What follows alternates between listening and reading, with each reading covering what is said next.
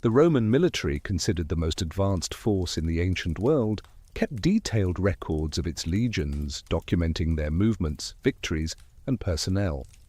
However, scattered throughout the empire's extensive history are enigmatic gaps where entire legions inexplicably disappear from historical records. These mysterious vanishing acts pose a compelling enigma in military history, challenging our perceptions of Roman organizational efficiency and exposing the limitations of ancient record-keeping methods. The phenomenon of lost legions goes beyond the popular fascination with the IX Hispana, with multiple Roman legions vanishing from official documentation during different phases of the empire's growth and consolidation.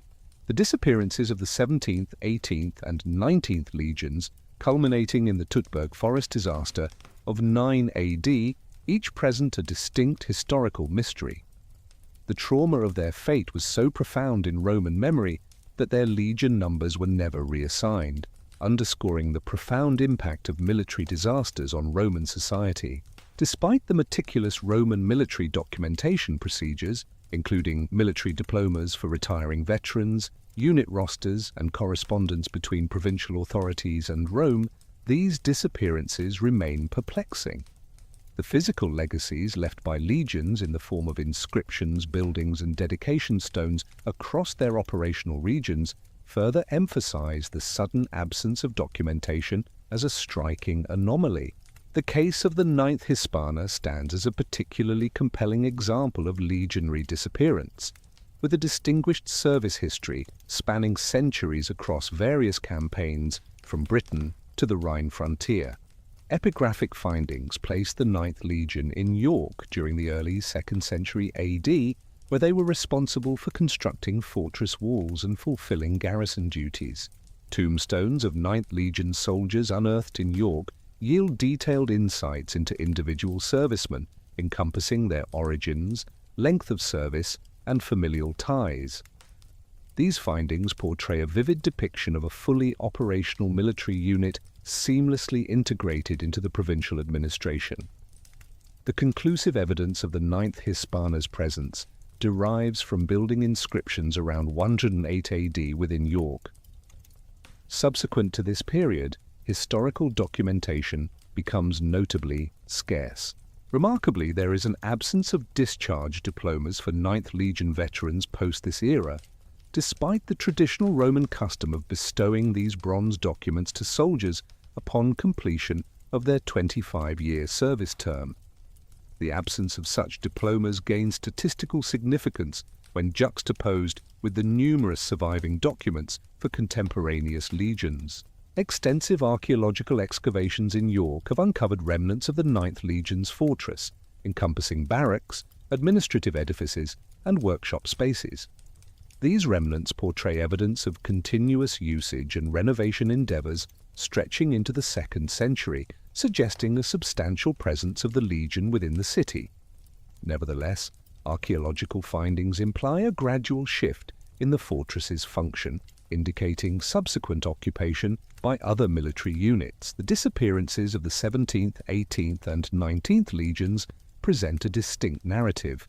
These units were historically acknowledged for their annihilation, leading Rome to refrain from reusing their numerical designations due to the symbolic weight of their fate. The Tutberg Forest witnessed the obliteration of these legions and auxiliary units, totaling around 20,000 men, under the command of Publius Quinctilius Varus. Arminius, a Germanic chieftain who had previously served the Romans as an auxiliary commander, orchestrated a well-coordinated ambush that led to the devastating events known as the Battle of the Tutberg Forest.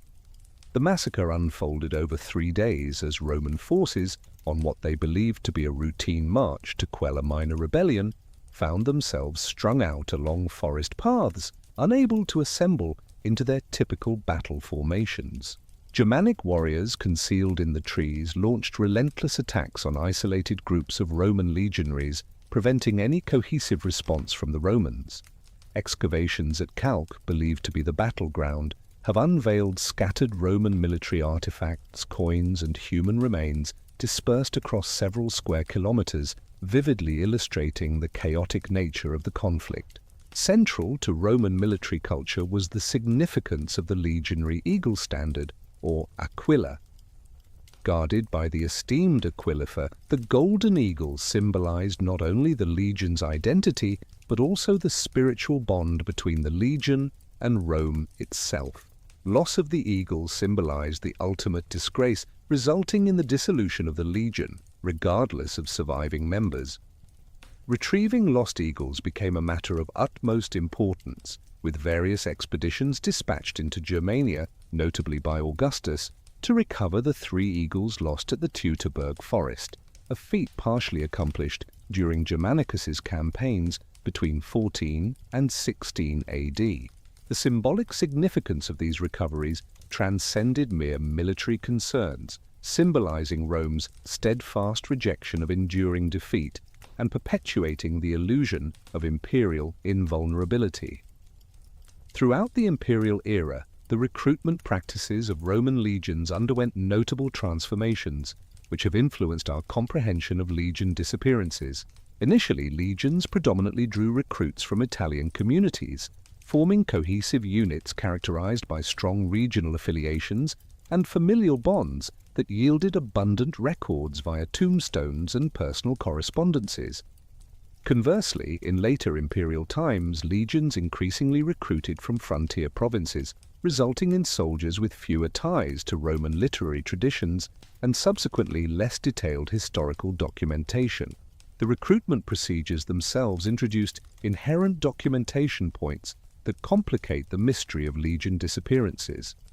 Prospective legionaries underwent medical evaluations, background assessments, and formal enrollment processes documented in military records.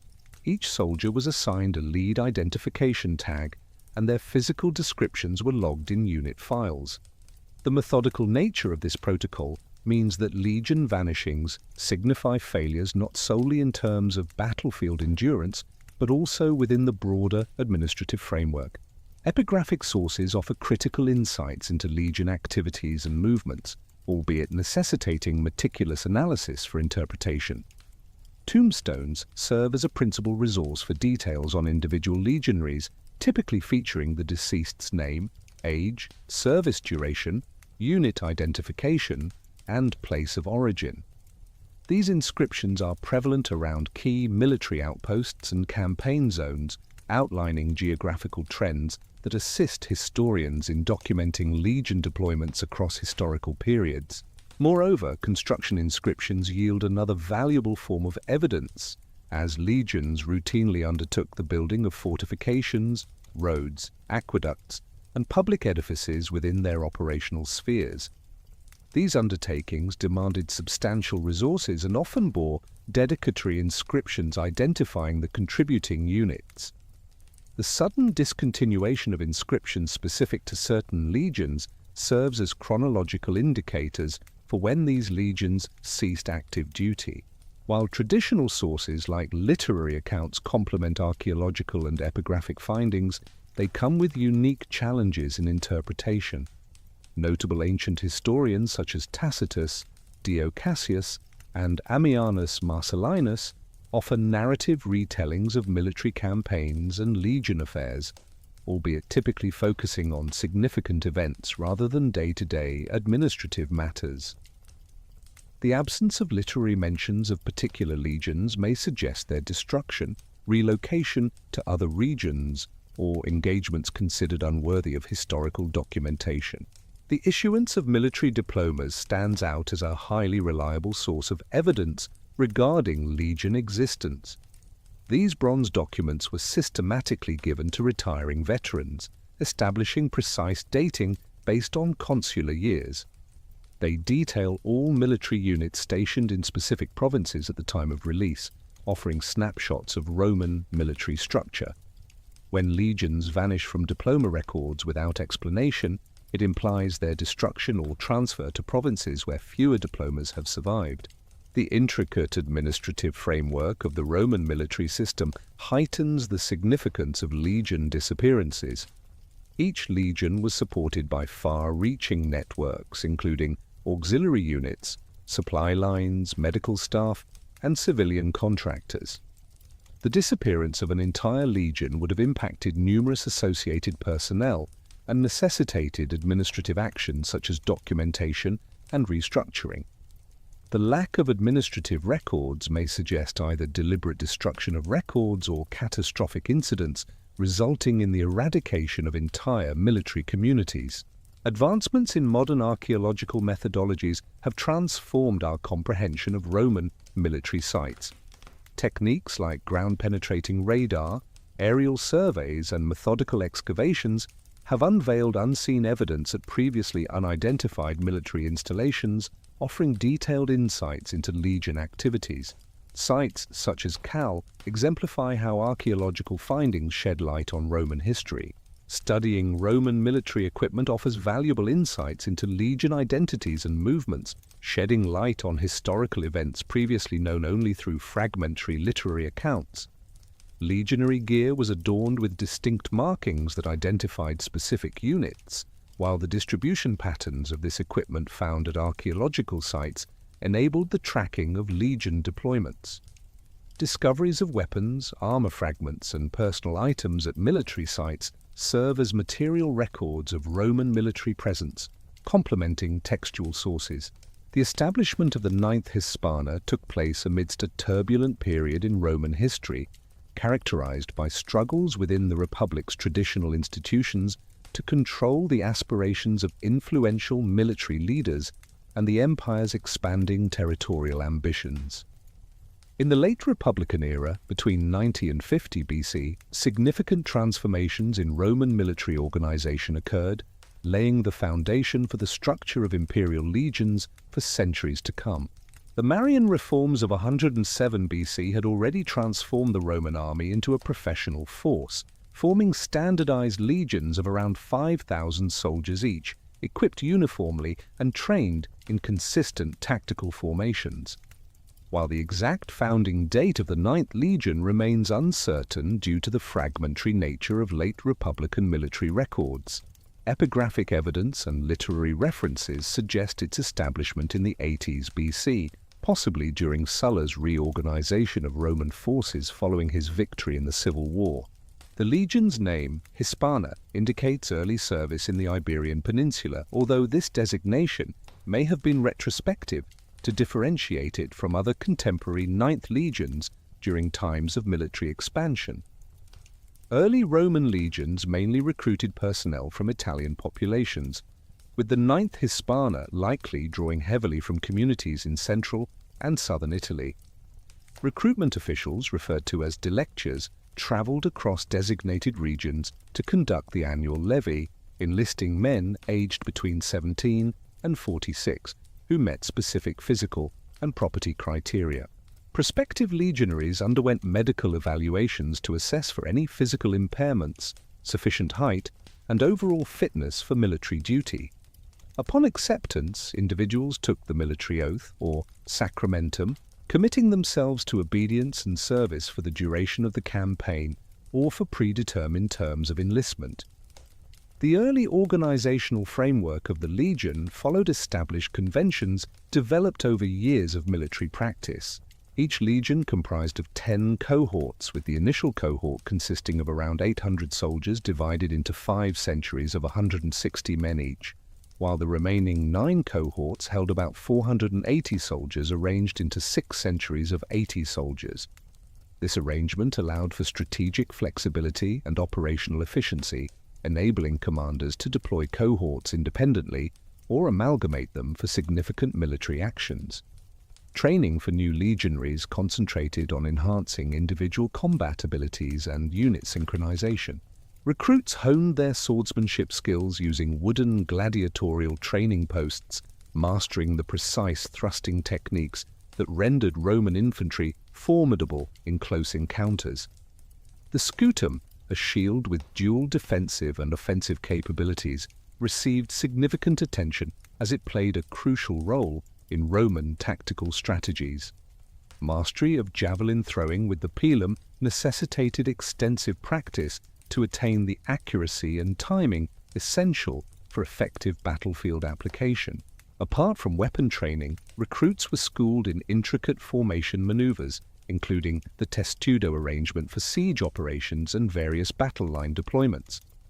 The Ninth Legion's initial major campaign opportunity arose during Julius Caesar's consulship in 59 BC, when he assumed command over Gaul and Illyricum for an unprecedented 5-year term. Caesar inherited a critical military situation in Gaul that called for immediate action due to the Helvetii tribes' large-scale migration, posing a threat to Roman interests and allied territories. The Ninth Hispana was among the initial 4 legions under Caesar's command, alongside the 7th, 8th, and 10th legions, in one of history's most renowned military campaigns. Caesar's Gallic Wars commenced in 58 BC with the Helvetii crisis. However, the precise role of the Ninth Legion in this inaugural campaign remains unclear in existing sources. Caesar's own commentaries, while comprehensive on overall strategies and major battles, seldom delve into the specific contributions of individual legions unless under exceptional circumstances. Nevertheless, the methodical nature of Roman military operations suggests that the Ninth Hispana likely engaged in typical legionary duties such as camp construction, foraging expeditions, and battle line formations, which characterized Caesar's systematic approach to warfare. During the Gallic Wars, the Ninth Legion encountered various combat environments and enemy tactics that would prove invaluable in subsequent campaigns. Gallic warfare significantly differed from Mediterranean conflicts, featuring densely forested terrains, capricious weather conditions, and tribal adversaries who utilized guerrilla tactics alongside traditional battle formations. Celtic warriors, known for fighting with long swords and large shields, relied on individual prowess and intimidating war cries rather than the disciplined formations favored by Roman forces. Archaeological findings from Gallic war battle sites shed light on the conditions under which the Ninth Legion operated during this period. Excavations at sites like Elissa have unearthed Roman military equipment, such as pilum heads, belt fittings, and tool fragments, showcasing the practical aspects of legionary life during prolonged campaigns. Discoveries of Roman siege works like the renowned double walls at Elissa highlight the engineering expertise developed by Caesar's legions, including the Ninth Hispana, during their Gallic service. The Ninth Legion's non-attendance at the siege of Govia in 52 BC stands out as one of the limited precise details regarding its deployment in the GIC Wars. In his commentaries, Caesar characterized this operation as one of his infrequent tactical setbacks, as Vercingetorix's forces effectively defended their hilltop fortress, inflicting significant losses on the invading Romans. The legions present at Govia comprised the 7th, 8th, and 10th, supplemented by auxiliary forces as the Ninth Hispana seemingly undertook other responsibilities during this phase of the campaign. The rationale behind the Ninth Legion's absence from Gigovia likely pertains to Caesar's strategic deployment strategies across Gaul. Roman commanders customarily retained reserve forces or allocated legions to safeguard supply routes, protect conquered territories, or engage in simultaneous operations while major sieges unfolded. Would the Ninth Legion potentially have been stationed to safeguard Caesar's communications with Roman soil, or tasked with containing other GIC tribes that might exploit the Roman focus at Gergovia? Throughout the pivotal campaign of 52 BC, culminating in the siege of Elissa, the Ninth Legion undoubtedly partook in one of antiquity's most renowned military endeavors. The siege entailed the construction of intricate fortifications encircling the hilltop stronghold, in conjunction with the establishment of outer defenses to repel a potential GIC relief army. This dual-wall system demanded substantial labor efforts from Caesar's legions, with soldiers laboring in shifts to finalize the extensive earthworks, palisades, and defensive barriers. The Elissa siege showcased the zenith of Roman engineering prowess, with legionaries crafting roughly 11 miles of inner walls and 13 meters of outer fortifications. These constructions featured wooden stakes, camouflaged pits with pointed stakes, and iron spikes intended to guide enemy assaults into predetermined lethal zones.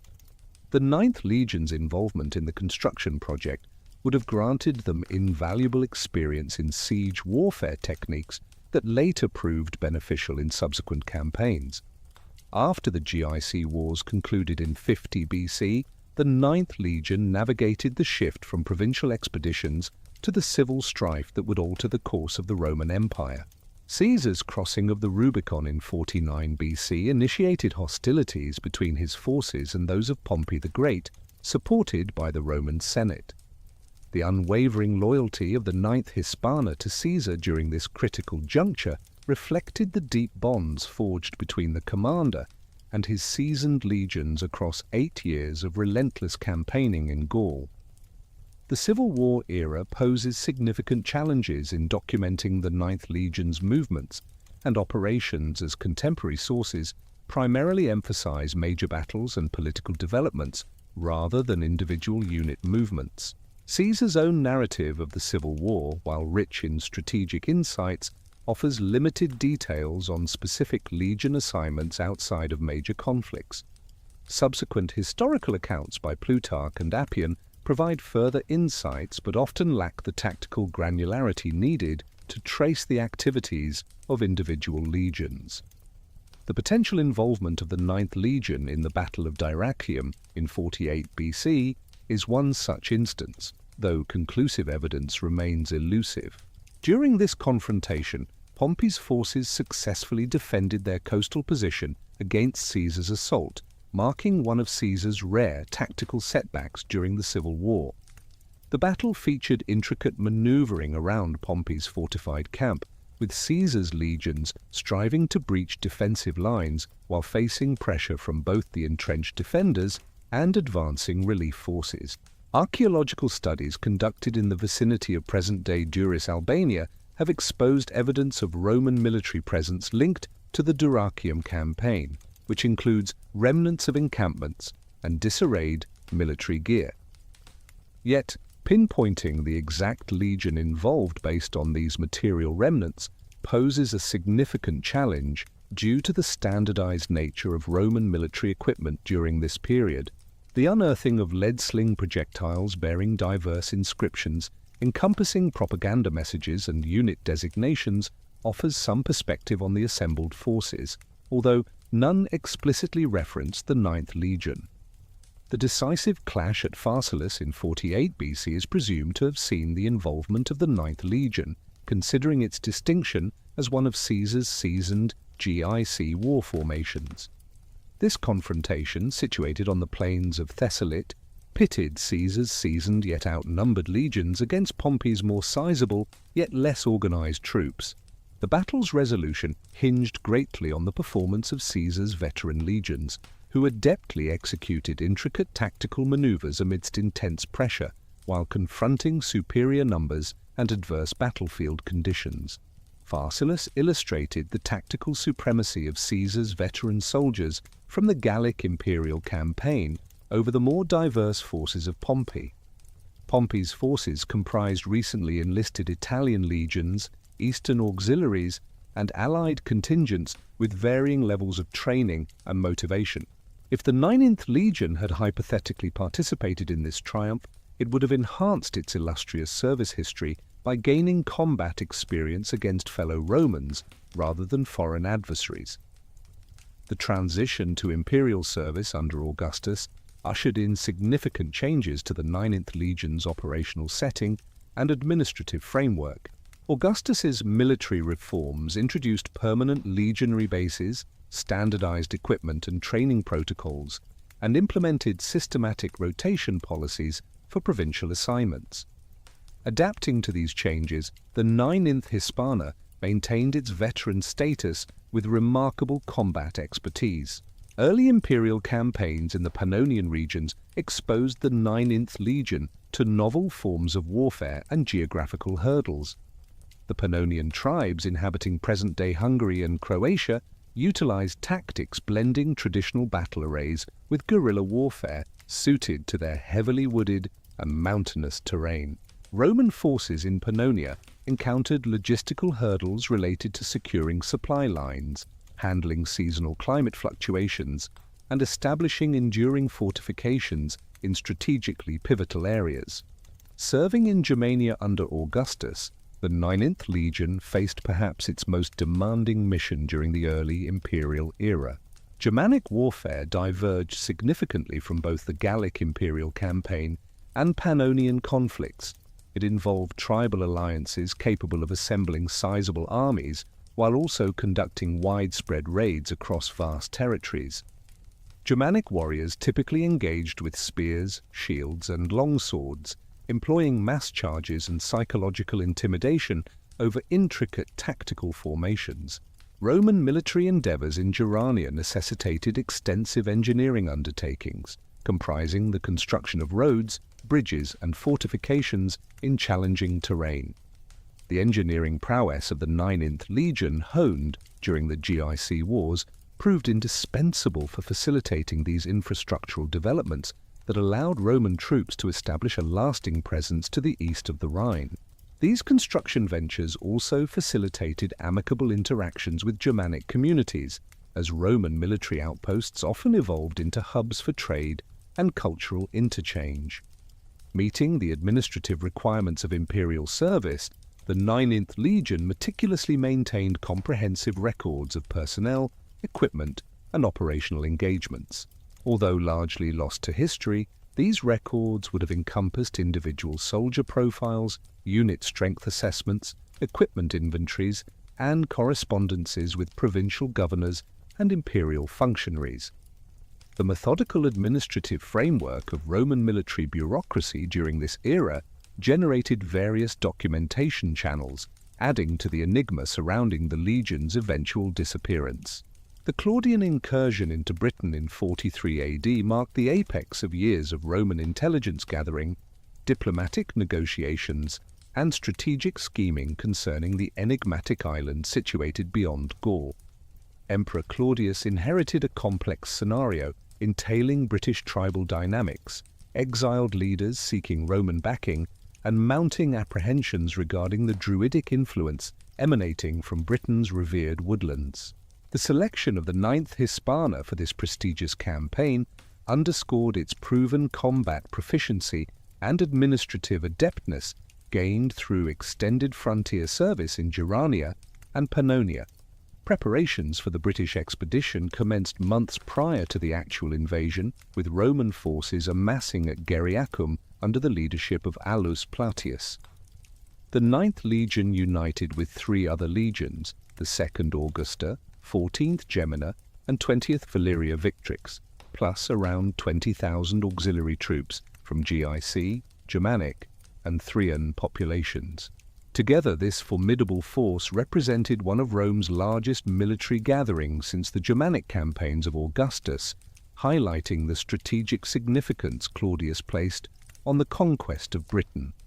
Extensive logistical coordination was essential for the invasion fleet, with Roman engineers building specialized transport ships capable of carrying legionary gear, artillery, and cavalry mounts across the unpredictable English Channel. Each legion required about 40 vessels to ferry its troops, supplies, weapons, and engineering tools. The 9th Legion, along with its 5,000 legionaries, had to transport artillery, construction tools, medical resources, and administrative documents crucial for establishing operations in hostile territory. Stormy spring weather in 43 AD initially delayed the invasion due to unsafe conditions for the loaded transport ships. Roman naval commanders, drawing on past experiences in Germania and along the Rhine frontier, waited for optimal wind and tide conditions to ensure the fleet could maintain formation during the crossing. This delay allowed for final equipment checks, tactical briefings, and religious ceremonies to seek divine blessings for the expedition. The actual channel crossing took place in late spring during favorable weather, with the Roman fleet departing in staggered waves to prevent overcrowding at British landing sites. The 9th Legion likely sailed in the 2nd or 3rd wave, following advanced forces that secured initial beachheads and set up defensive positions. Roman landing procedures honed over decades of riverine operations in Germania prioritized swift disembarkation and immediate fortification construction to safeguard vulnerable troops and equipment during the crucial shift from sea to land operations. The resistance by the Britons to the Roman landings was less organized than Plautius had expected, revealing the fractured state of tribal politics in southeastern Britain. The Catu Valley Confederation, led by Caratus and Togodumnus, following their father Cunobelinus's passing, controlled vast territories to the north of the Tempames. However, they faced opposition from rival tribes who saw the Roman intervention as a chance to resolve long-standing disputes. The Atribates, under Verica's guidance, actively sought Roman assistance against the expansion of the Cativalonian tribe, giving Claudius a diplomatic pretext for invasion. The 9th Legion's initial significant encounter in Britain took place as they advanced inland from the landing shores, where they encountered British warbands attempting to disrupt the invaders' supply lines and thwart the establishment of permanent bases. The British warriors, known for fighting from horse-drawn chariots, utilized a tactical system that had vanished from mainland European warfare centuries earlier, but was still effective in the British Isles terrain. These chariots were manned by 2 individuals, a driver and a warrior, who would approach enemy formations closely before the warrior dismounted to engage in one-on-one combat, while the charioteer provided support, or a means of escape. Roman tactical strategies were particularly successful against British chariot warfare, with legionary formations offering mutual support that countered the individualistic approach favored by Celtic fighters. The veterans of the 9th Legion utilized their pilum javelins to target chariot horses, disrupting British mobility and compelling the warriors to battle on foot, where Roman training and superior equipment proved decisive. The centuries of the Legion maintained well-formed positions with shields overlapping, creating defensive walls that proved challenging for British warriors to breach, while exposing themselves to calculated Roman counterattacks. The 9th Legion's progression towards the Tempames River demanded involvement in extensive engineering assignments, such as constructing roads, building bridges, and establishing forts strategically along the way. Roman military strategy prioritized establishing enduring infrastructure to facilitate long-term occupation rather than mere transient conquest, drawing insights from past campaigns in Gaul and Germania. The Legion's proficiency in engineering, honed through years of frontier construction endeavors, became integral in developing the logistical framework indispensable for sustaining Roman activities deep within British soil. Navigating river passages posed notable difficulties for Roman troops in Britain due to the island's abundance of waterways serving as natural defensive barriers exploited by British tribes to impede Roman movements. The successful crossing of the Thames River, accomplished through a combination of bridge construction and amphibious assault tactics, underscored Roman engineering supremacy while overcoming a significant obstacle to further territorial expansion. The 9th Legion's involvement in this operation likely encompassed both engaging in combat against defending British forces and contributing to the construction of temporary bridges necessary for transporting heavy equipment. The demise of Togodumnus during the Thames campaign dealt a blow to primary British resistance leadership, though Caraticus managed to evade capture, continuing to coordinate opposition from Western territories. This development brought about a significant shift in British political dynamics as tribal leaders re-evaluated their stances on Roman governance versus persistent opposition. The 9th Legion's role in subsequent pacification endeavors extended beyond combat responsibilities to include diplomatic efforts aimed at securing tribal acquiescence and establishing Roman administrative control over conquered populations. Fort construction played a pivotal role in the 9th Legion's service in Britain as dictated by Roman military doctrine, which emphasized the need for permanent fortifications to secure conquered territories and establish bases for future operations. These forts, constructed following standardized designs derived from decades of frontier expertise, featured rectangular layouts with defensive walls, internal buildings situated around central courtyards, and external defensive structures tailored to local terrain conditions. Serving as military hubs, administrative centers, and economic focal points, these forts facilitated the integration of Roman culture into British society. Additionally, the Ninth Legion's involvement in road construction projects throughout southeastern Britain resulted in enduring infrastructure that endured well beyond the Roman presence on the island. Drawing upon centuries of road-building experience across varied landscapes, Roman road construction practices prioritized durability and strategic connectivity over mere convenience, enabling swift troop movements, efficient supply transportation, and effective administrative communication. These roads not only advanced economic development and cultural exchange between Roman and British communities, but also supported the logistical demands of Roman forces operating in Britain.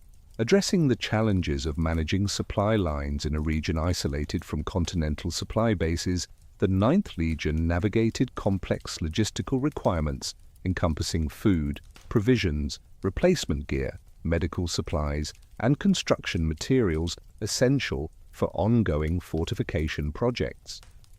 To ensure the availability of resources during campaigns, Roman quartermasters established supply depots strategically located alongside military installations. The implementation of Roman administrative systems in conquered British territories demanded the Ninth Legion's involvement in conducting censuses, collecting taxes, and enforcing legal frameworks alongside their military responsibilities. Roman provincial administration prioritized the gradual assimilation of local communities into imperial frameworks instead of complete replacement of existing systems. This approach necessitated legionary personnel not only to fulfill their combat roles, but also to undertake responsibilities as administrators, judges, and cultural intermediaries. By employing this multifaceted strategy, the Romans acknowledged that sustainable territorial control relied on local collaboration rather than solely military supremacy. British tribal reactions to Roman presence exhibited notable diversity across various regions and social segments. Certain communities seized Roman economic prospects, while others persisted in resisting through either passive non-cooperation or active uprisings. In the course of its pacification operations, the Ninth Legion encountered a spectrum of these responses, necessitating strategic adaptability, cultural awareness, and military prowess. Roman military leaders understood the risk of inciting widespread rebellion through excessive brutality. Striking a balance between firmness and cooperation, the integration of British auxiliary units into the Roman military apparatus enhanced the Ninth Legion's operational capabilities by leveraging local insights and fostering cultural exchange and political alignment. British fighters who enlisted in Roman ranks offered valuable knowledge on local terrain, weather conditions, and tribal dynamics, enriching ongoing military campaigns. These auxiliary forces preserved their traditional arms and combat techniques while embracing Roman discipline and organizational principles, resulting in hybrid military units that combined the strengths of both military traditions. Interactions between Roman legionaries and British inhabitants, encompassing religious and cultural exchanges, introduced intricate dynamics that influenced military endeavors and the overall success of long-term occupation. The Ninth Legion confronted Druidic practices that Romans perceived as politically perilous, yet culturally intriguing, prompting policies aimed at curtailing Druidic political influence while accommodating other facets of British religious practices. Roman religious tolerance, coupled with the gradual implementation of imperial cult practices, fostered syncretic religious environments that promoted cultural assimilation while upholding Roman political authority. Economic progress in Roman-conquered Britain offered opportunities for veterans of the Ninth Legion to establish businesses, acquire land, and transition into civilian life post-military service. The Legion's infrastructure projects spurred a demand for skilled craftsmen, while Roman agricultural methods and trade networks introduced fresh economic prospects for both Roman settlers and cooperating British communities. This economic amalgamation engendered stakeholder groups with a vested interest in upholding Roman governance, fortifying the long-term stability of the occupation. The Ninth Legion's medical services adjusted to the unique British environmental and disease conditions distinct from those found in Mediterranean or continental Europe. The British climate, dietary variations, and exposure to unfamiliar pathogens necessitated Roman military medicine to devise novel treatment protocols and preventative measures. Appropriate training of Legion medical staff in Roman military hospitals, supplemented by local healers knowledgeable about British medicinal plants, led to the creation of hybrid medical systems that enhanced the health and survival rates of soldiers during lengthy service in Britain. Training initiatives for British auxiliary recruits enabled the Ninth Legion to refine its teaching methods while adapting Roman military practices to suit British cultural norms. These programs mandated Roman instructors to overcome language barriers, adjust training methodologies for diverse physical abilities and cultural contexts, and incorporate British tactical insights into Roman military strategies. The efficacy of these training schemes directly impacted the operational efficiency of the Legion and the overall effectiveness of Roman occupation policies. Legionary medical personnel, trained within Roman military hospitals and complemented by local healers knowledgeable in the use of British medicinal plants, devised innovative medical protocols that enhanced the well-being and longevity of soldiers stationed for prolonged periods in Britain. The sequence of events that led to Boudicca's uprising commenced with the passing of Prasutagus, ruler of the A tribe, circa 59 or 60 AD. Prasutagus had navigated a nuanced relationship with Roman authorities, serving as a vassal king who, while preserving a facade of sovereignty, recognized Roman dominion and fulfilled tribute obligations. His realm spanned present-day Norfolk, portions of Suffolk and Cambridge, regions abundant in fertile lands and strategically situated along crucial trade arteries linking southeastern Britain to continental markets. In his testament, Prasutagus devised a plan to safeguard his kingdom under Roman governance, dividing his lands between his daughters and Emperor Nero, aligning with established protocols governing succession in vassal states. This division exemplified customary Roman methods of managing buffer regions, wherein local dignitaries retained internal rule, while Rome oversaw external affairs and military matters. Nonetheless, the execution of Prasutagus's final wishes illuminated deep-rooted discrepancies between Roman legal doctrines and indigenous British customs concerning heritage, land ownership, and political jurisdiction. Roman procurator Catastianis perceived Prasutagus's demise as an opening to fully assimilate the Iceni territory into direct Roman control, deeming the client kingdom model as a provisional measure past its prime. Thereafter, Catastianis dispatched cohorts of Roman functionaries accompanied by military units to conduct comprehensive land evaluations and institute immediate bureaucratic alterations across the province. These officials administered the region as if it were a conquered domain, rather than an amicable ally in the progression towards Roman governance, disregarding existing pacts and local British legal norms. The Roman assessment teams meticulously recorded information on property, livestock, and agricultural assets to determine potential tax revenues and tribute commitments. Their approach reflected established Roman administrative protocols for conquered lands, focusing on thorough record-keeping and immediate revenue generation rather than slowly integrating pre-existing systems.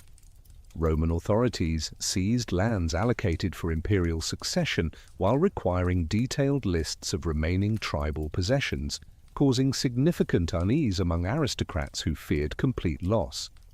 Boudicca's personal mistreatment by Roman officials served as a symbolic trigger for broader tribal discontent against Roman governance.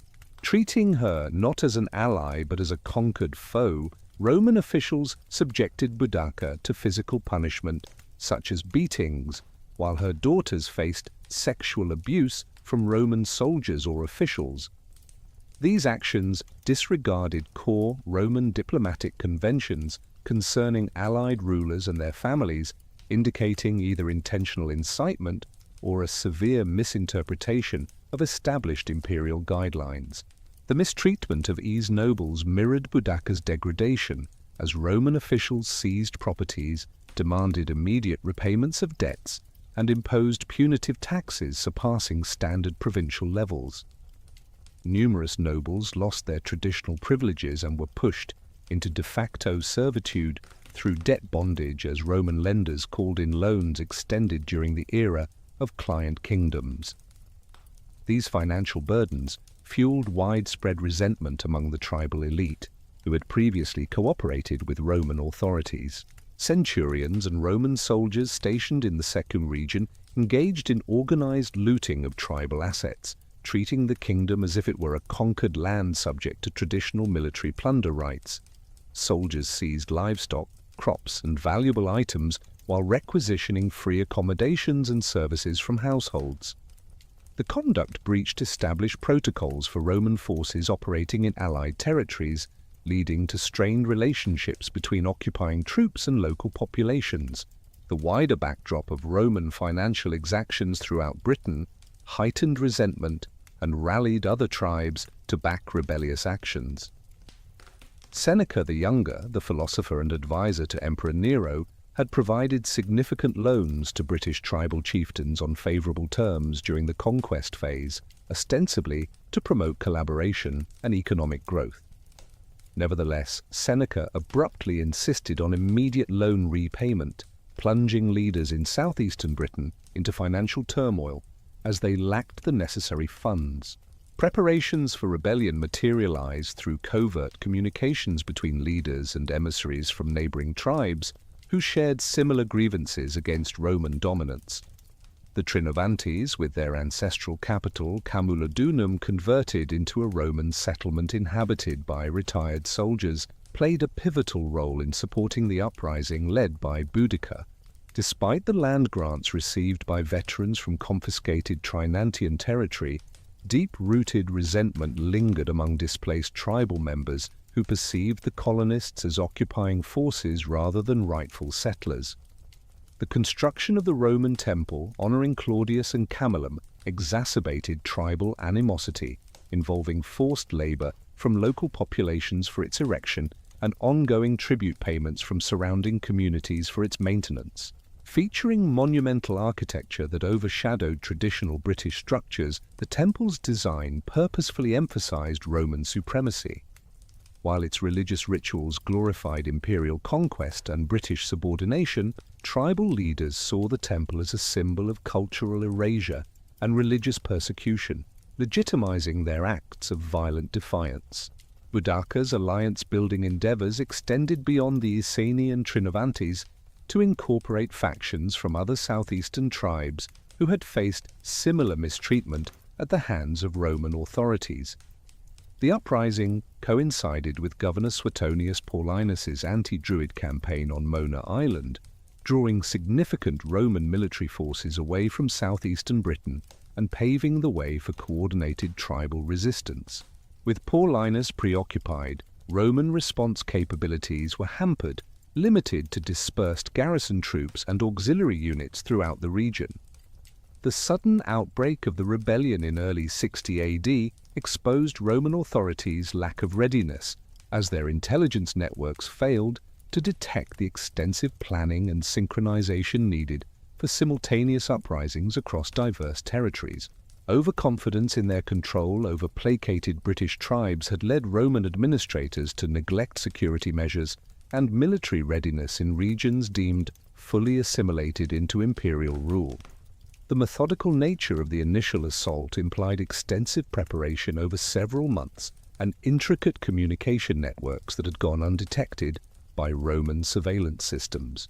Camulodunum's campaign of destruction commenced with coordinated strikes on isolated Roman properties and administrative structures across the surrounding countryside, inhibiting any survivors from raising the alarm to the colonia about the impending tribal threat. Boudicca's warriors methodically neutralized Roman outposts and communication hubs, to ensure that news of the rebellion would not reach other Roman commanders until after the initial wave of devastation. This strategic approach showcased a deep understanding of Roman administrative and military structures, allowing for maximum tactical surprise. The colonia itself lacked substantial defensive capabilities, as its architects had presumed that subdued British tribes posed no significant military danger to established Roman settlements.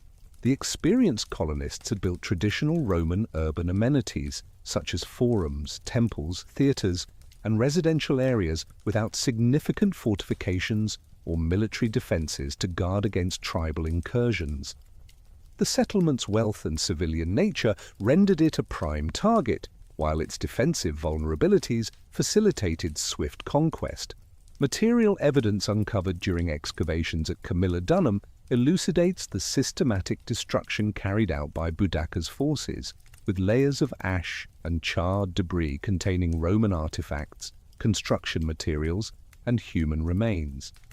The destruction stratum spans the entire urban expanse, indicating that tribal forces systematically razed all significant structures rather than focusing on specific targets. Discoveries of pottery shards, metalwork, and personal effects within the debris layer offer glimpses into the daily lives of colonists who perished during the onslaught. The 9th Legion's reaction to reports of unrest in the Camilla region adhered to standard Roman military protocols for addressing provincial disturbances. Despite incomplete intelligence on the scale and intensity of the rebellion, Parthians Ceriales received orders to lead around 2,000 legionaries and auxiliary units southward from the legion's headquarters, a formidable yet manageable force in the eyes of Roman strategists familiar with quelling tribal uprisings in Britain.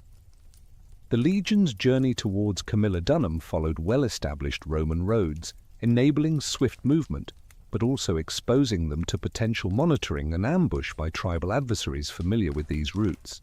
Roman military strategy emphasized quick and decisive responses to provincial revolts, counting on the rapid mobilization of disciplined troops to swiftly suppress disorganized resistance before it could spread.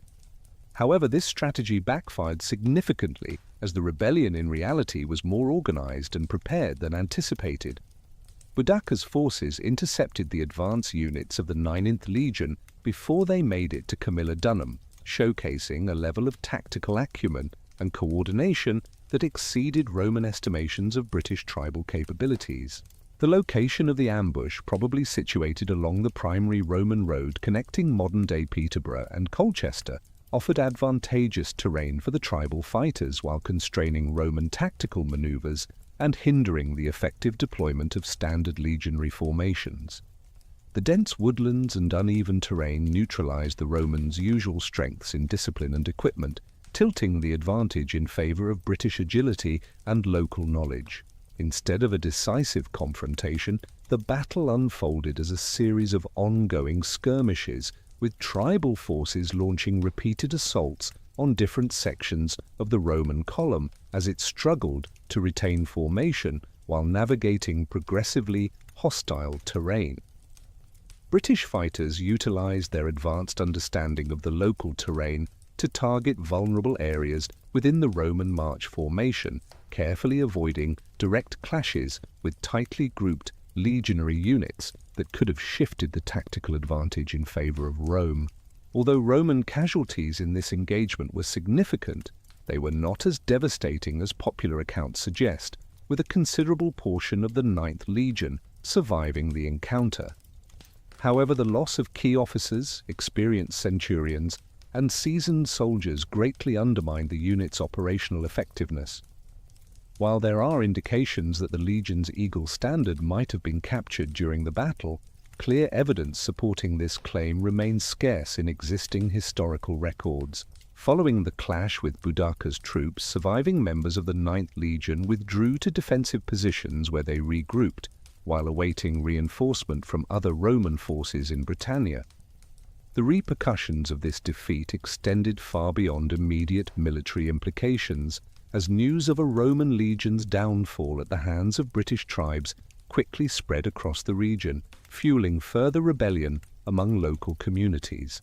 The Roman military's reputation, established through years of successful campaigns, suffered a significant blow, necessitating urgent measures to restore imperial authority. The fall of Camilla Dunham preceded the devastation of Londinium, as Boudicca's forces systematically targeted Roman settlements and administrative hubs across southeastern Britain. Although not yet the prominent urban centre it would later become, Londinium already functioned as a critical commercial and administrative hub, symbolizing Roman economic influence in British society. Its strategic riverside location facilitated trade and transport, while the increasing presence of Roman traders, officials, and British allies made it an enticing target for tribal forces aiming to eradicate Roman presence and influence. Londinium's devastation was more extensive than that of Camadinum, as archaeological digs have unveiled deep layers of burning with various Roman relics, construction materials, and signs of meticulous demolition. The commercial zones, administrative edifices, and residential quarters all exhibit indications of purposeful ruin rather than mere pillaging, implying that Boudicca's troops aimed to eradicate Roman influence entirely rather than solely seize riches. The unearthing of human skulls in the Walbrook River, seemingly left during this time frame, grimly testifies to the mass killing that accompanied the city's ruin. Verilium's destiny mirrored that of other Roman settlements, yet its classification as a municipium primarily inhabited by Romanized Britons instead of Roman settlers engendered distinct circumstances during the revolt.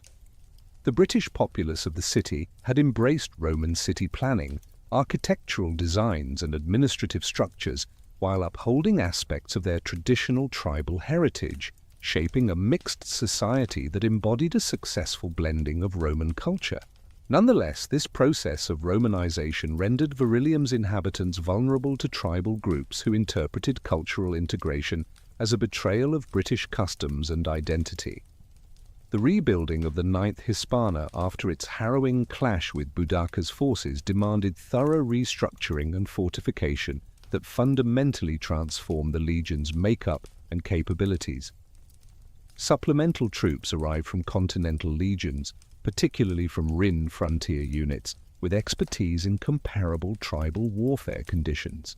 These additional forces brought diverse training backgrounds, equipment variations, and strategic methodologies that necessitated assimilation with surviving 9th Legion members who preserved institutional knowledge and unit traditions despite their recent traumatic ordeals. The appointment of Gnaeus Julius Agricola as Britain's governor in 77 AD signaled the commencement of systematic Roman expansion into the northern territories, where the restructured 9th Legion would be put to the test against entirely new military challenges. The Gria inherited a province where Roman control was still uncertain beyond the initial conquest territories, with large areas of Wales and virtually all of Scotland remaining outside direct Roman administration. His mandate from Emperor Vespasian focused on consolidating existing gains while exploring opportunities for further territorial expansion that could bring strategic advantages and economic benefits. Agricola's strategic analysis of Britain identified the northern territories as both a potential threat and an opportunity for Roman expansion. The Caledonian tribes possessed advanced military capabilities, extensive knowledge of the territory, and political organizations that allowed them to resist Roman advances in a coordinated manner. Nevertheless, these territories held valuable natural resources such as metals, fertile land, and strategic positions that could bolster Roman defensive capabilities and offer economic benefits to justify the costs of conquest. The deployment of the 9th Legion to northern Britain began with preliminary reconnaissance operations aimed at gathering intelligence on the structures of the Caledonian tribes, their military strengths, and territorial organization. Roman scouts, aided by British auxiliary units familiar with the northern terrain, conducted thorough surveys of major river valleys, mountain passes, and coastal areas that could serve as invasion routes or defensive positions. These reconnaissance missions revealed the intricate geographical challenges that would characterize future military operations in Scotland's diverse landscape. Caledonian warfare presented unique differences compared to the tribal conflicts Romans had faced in southern Britain, Gaul, or Germania. The Highland warriors' profound knowledge of the mountainous terrain provided ample opportunities for ambushes, defensive strategies, and tactical retreats in the face of superior Roman forces. Their military organization prioritized mobility and flexibility over rigid battle formations, which were designed by Roman tactics to be countered. This approach created tactical hurdles that demanded significant adjustments to standard legionary protocols. The incursion into Caledonian territory commenced with the establishment of forward operating bases at key locations, capable of supporting prolonged military endeavors while ensuring secure supply routes back to Roman-controlled territories. The Ninth Legion took part in the construction of these outposts, leveraging engineering expertise cultivated over years of frontier development projects to craft fortifications tailored to Scottish geographical conditions and defence needs.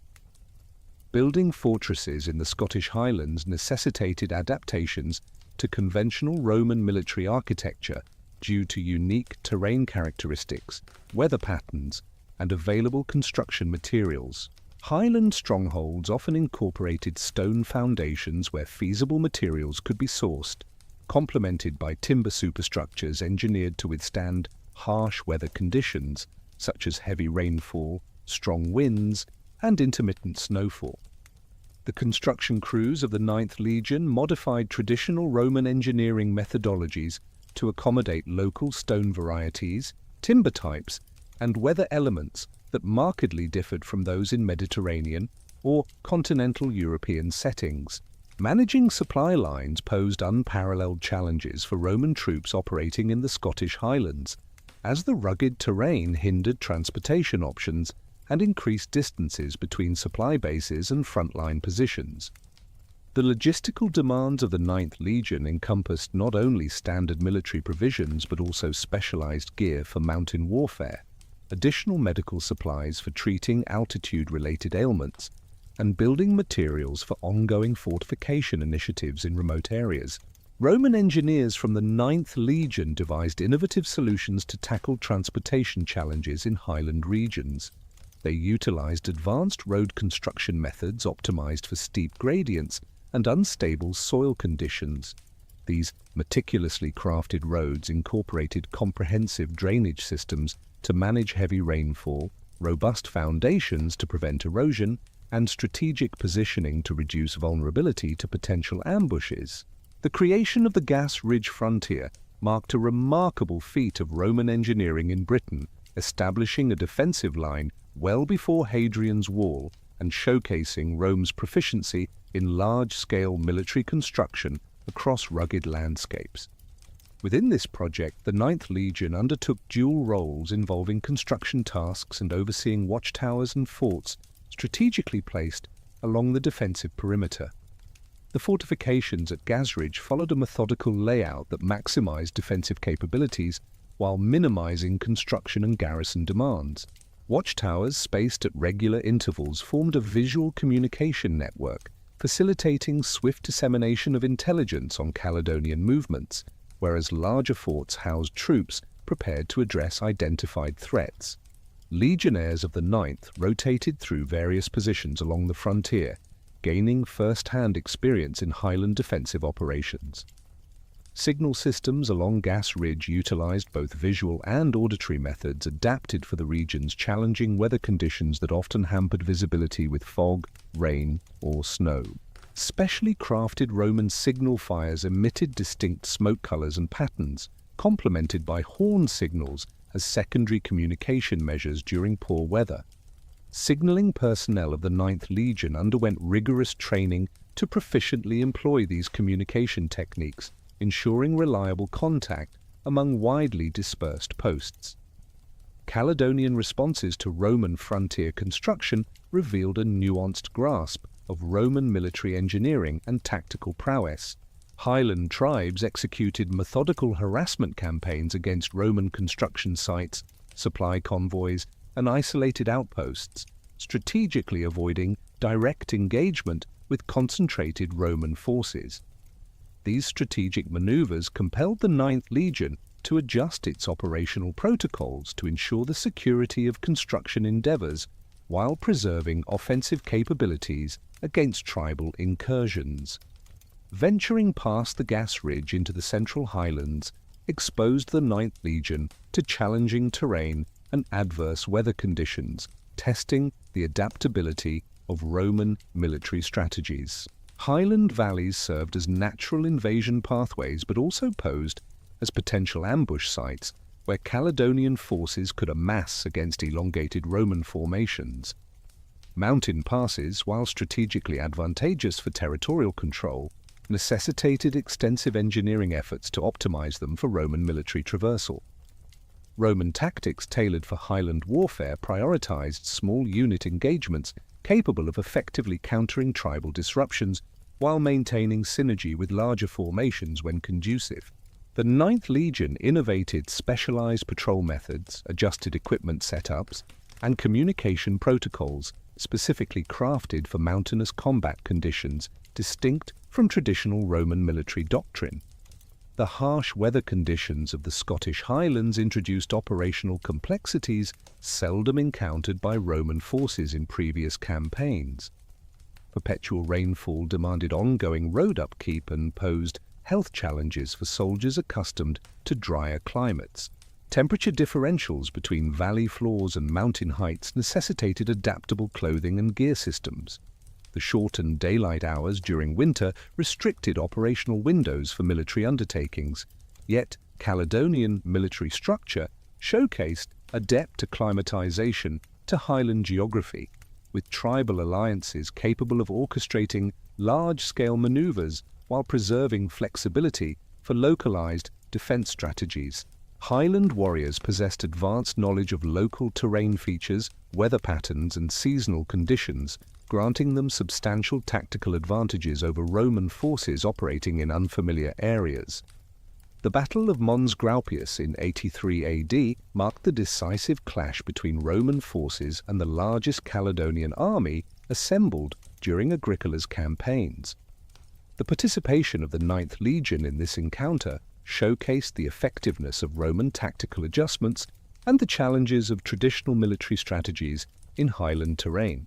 While Tacitus's narrative of the battle sheds light on Roman tactical approaches, it may obscure specific details regarding the contributions of individual legions. The Caledonian forces at Mons Graupius utilized defensive positions on elevated ground to leverage their numerical superiority and limit Roman strategic options. Highland warriors positioned themselves in multiple lines, stretching along hillside slopes, creating layers of defense that forced Roman forces to battle uphill against fortified positions while maintaining formation in challenging conditions. The role of the Ninth Legion in the Roman battle line likely involved applying standard legionary tactics tailored to the unique terrain and enemy deployments encountered at Mons Graupius. Roman commanders strategically positioned their troops to maximize the impact of organized formations while mitigating the Caledonians' advantages in mobility and terrain familiarity. Drawing on their experience with Highland warfare, the Legion adapted standard tactical procedures to address the specific demands of this engagement. Roman auxiliary forces played pivotal roles in the conflict at Mons Graupius, with Germanic and GIC units providing cavalry support and specialized infantry capabilities that complemented the legionary formations. The coordination between the Ninth Legion and auxiliary units exemplified the integrated approach to Roman military operations, honed over decades of frontier warfare experience in various geographical settings. While the battle resulted in a tactical victory for the Roman forces, it fell short of accomplishing the strategic goals intended by Agrippa during his Highland campaigns. Caledonian casualties were significant, with surviving tribal forces retreating to remote Highland areas beyond Roman reach due to limited supplies and challenging terrain. The Ninth Legion's involvement in post-battle operations was constrained by logistical limitations and the onset of winter. Following the Battle of Mons Graupius, Roman forces strategically withdrew from advanced positions in the Central Highlands, consolidating their presence along more defensible lines, feasible with the available resources. The Ninth Legion played a role in this strategic redeployment, dismantling forward bases and relocating assets and personnel to positions offering better long-term sustainability. The retreat from Caledonian territories mirrored broader strategic shifts in the Roman Empire, reallocating military resources to campaigns along the Danube frontier and other vulnerable regions. Emperor Domitian's decision to recall forces from Britain underscored the conflicting priorities influencing Roman military deployments and the challenges of expanding in different directions simultaneously. Roman actively resisted abandonment procedures during the Highland withdrawal, following carefully crafted protocols aimed at preventing useful materials and intelligence from falling into Caledonian hands. The engineering personnel of the Ninth Legion oversaw demolition operations to ensure that abandoned installations were rendered inoperable, safeguarding sensitive military information from tribal acquisition. The consolidation of Roman positions along the southern highlands created defensive lines that would shape British military strategy for years to come. These strategic locations served as bases for future operations and established buffer zones that curtailed Caledonian raids on Roman-controlled territories. The Ninth Legion's garrison duties along these fortified frontiers included both defensive tasks and readiness for potential campaigns. Their experience in Highland warfare, gained from previous campaigns, equipped the Ninth Legion with specialized knowledge and tactical prowess uncommon in Roman legions operating in more conventional terrains. While the expertise in Highland warfare proved beneficial for future operations, its applications were largely limited to regions with similar conditions. The costs associated with Highland operations outweighed the immediate gains from territorial conquest, underscoring the challenges of Roman expansion into economically marginal territories. The Ninth Legion's participation in these campaigns showcased Roman military capabilities, while emphasizing the difficulties of extending imperial control into regions where costs surpassed benefits. Despite the Roman withdrawal, Caledonian resistance persisted, with tribal forces launching raids on Roman positions and allied territories, necessitating ongoing military responses. The Ninth Legion's participation in defensive operations provided them with consistent combat experience, keeping tribal forces under pressure and preventing them from organizing large-scale attacks against Roman interests. The Highland campaigns significantly impacted the Ninth Legion's progress by improving their engineering capabilities, enhancing tactical flexibility, and developing specialized expertise in mountain warfare, which later influenced their service deployments. These experiences equipped the Legion to face similar challenges in other frontier regions and contributed to the overall advancement of Roman military tactics in rugged terrains. The creation of the Stingert frontier system marked a pivotal change in Roman strategic planning for northern Britain, shifting from Agricola's aggressive expansion strategies to a defensive approach focused on territorial consolidation and economic growth. This linear frontier, extending approximately 84 miles from Carlisle in the west to Corbridge in the east, represented the first systematic effort to control movements between Roman territories and unconquered lands. The IXth Hispana played a vital role in establishing this frontier system, leveraging their military knowledge and engineering skills acquired through years of construction experience in diverse landscapes.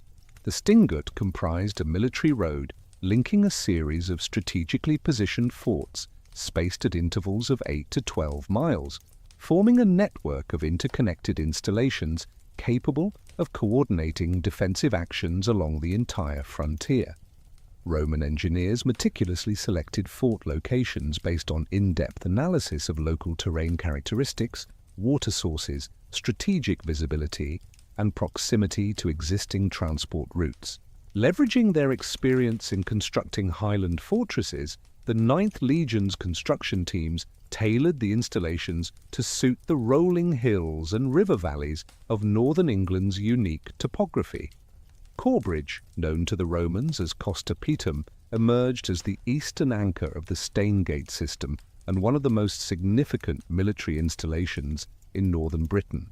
The involvement of the 9th Legion in Corbridge's development began during the early construction phases in the 80s AD, when Roman forces first established a military presence at this strategic location, where Deer Street, the major north-south road, crossed the River Tyne.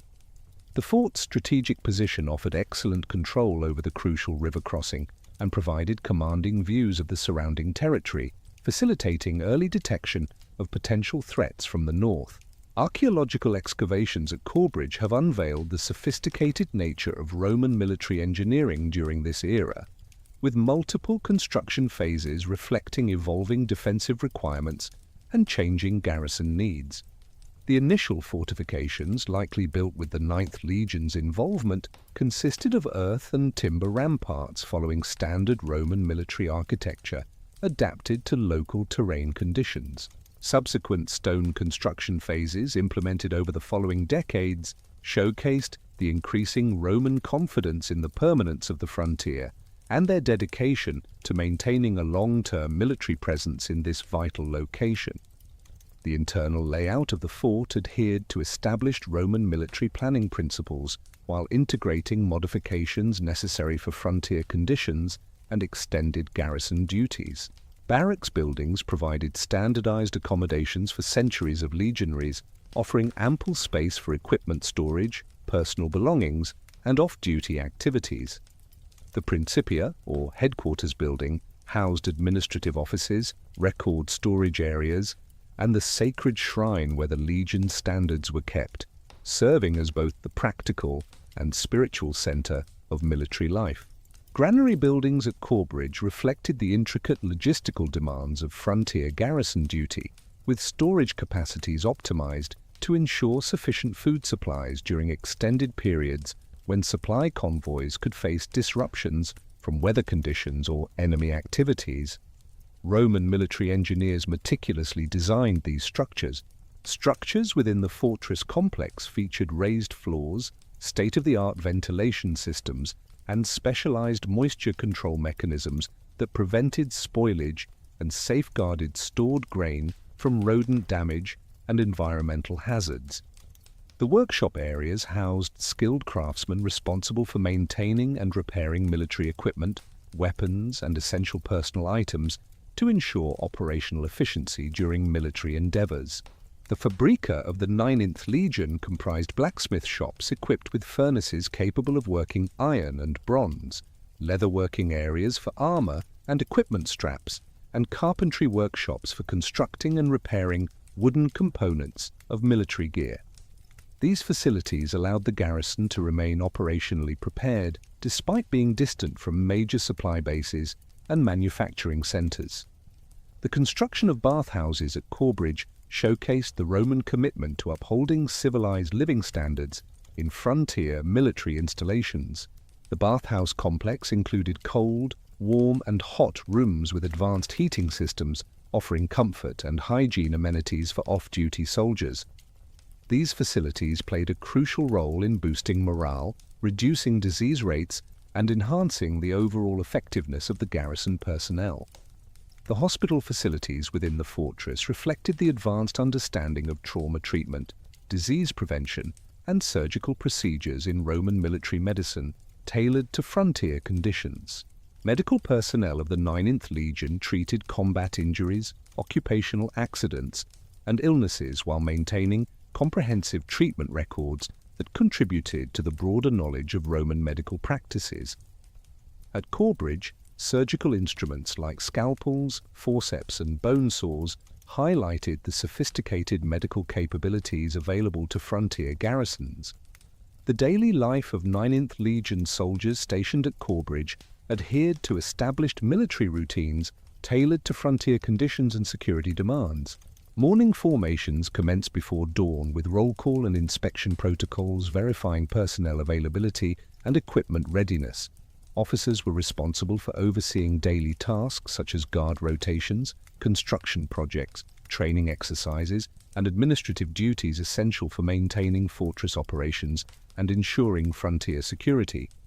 Guard duty rotations were implemented to ensure continuous surveillance of the surrounding territory, safeguarding the fortress and its vital supply lines. Sentries stationed on fortress walls and watchtowers maintained visual contact with neighboring installations, monitored road traffic, and scrutinized for potential signs of hostile activity.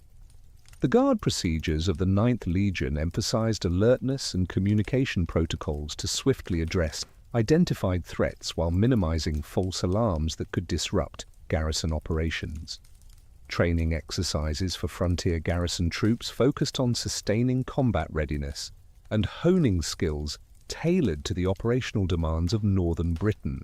Weapon drills included mastering individual combat techniques using gladius, pilum, and shield, with formation exercises designed to enable legionaries to execute intricate tactical maneuvers in combat scenarios. Specialized training encompassed siege warfare tactics, cavalry coordination procedures, and mountain warfare strategies that might be necessary during engagements against Caledonian forces. Construction projects offered continuous employment for garrison personnel, enhancing fortress defenses and expanding operational capabilities. The 9th Legion's construction teams concentrated on fortifications upgrades, storage facilities expansion, road networks enhancement, and maintenance of water supply systems crucial for sustained operations.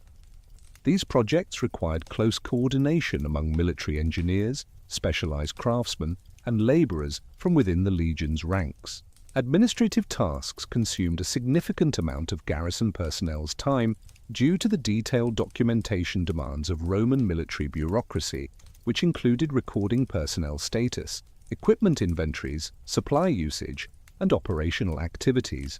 The clerks of the 9th Legion meticulously maintained individual soldier records, unit strength reports, financial accounts, and correspondence with higher headquarters, creating a thorough documentation of life on the frontier.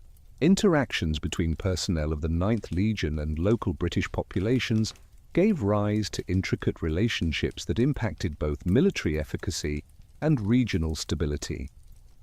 Roman soldiers stationed at Corbridge engaged with British civilians through official duties such as tax collection, legal proceedings, and trade regulation.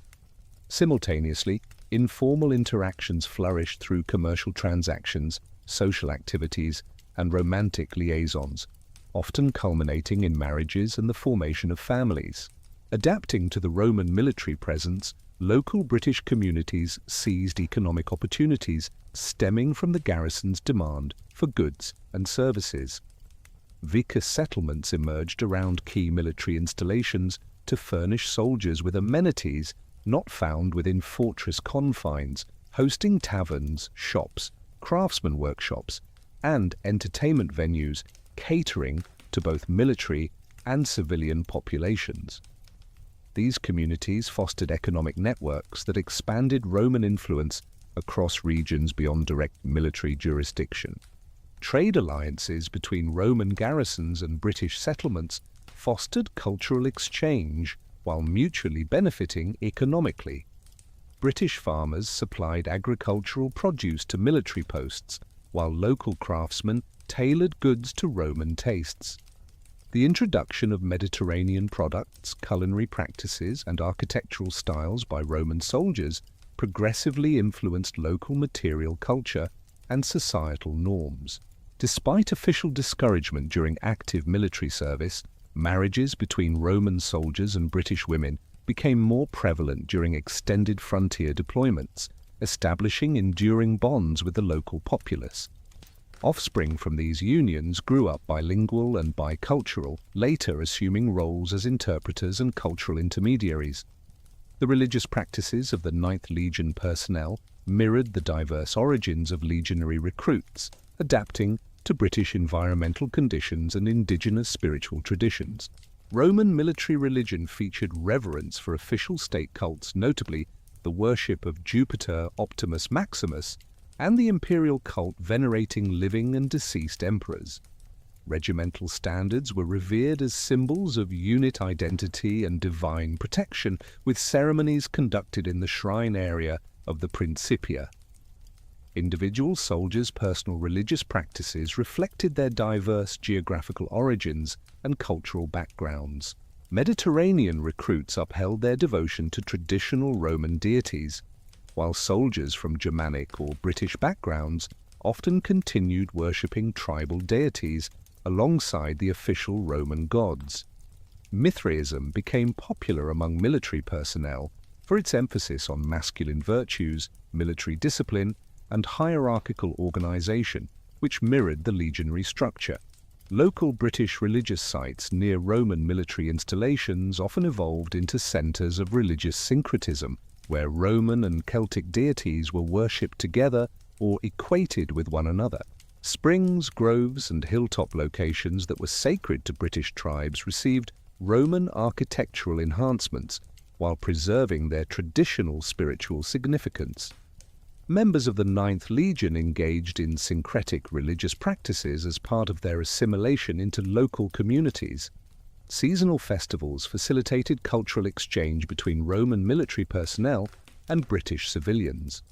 Roman religious calendar celebrations, such as Saturnalia and imperial birthday festivals, were adapted to include local participants and incorporate British customs. Similarly, traditional British seasonal celebrations incorporated Roman elements as military personnel engaged in community activities during their leisure time.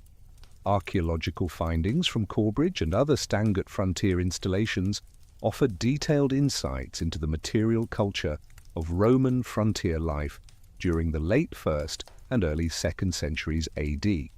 Pottery assemblages included both imported Mediterranean fine wares and locally crafted utilitarian vessels, showcasing the intricate supply network that served frontier garrisons.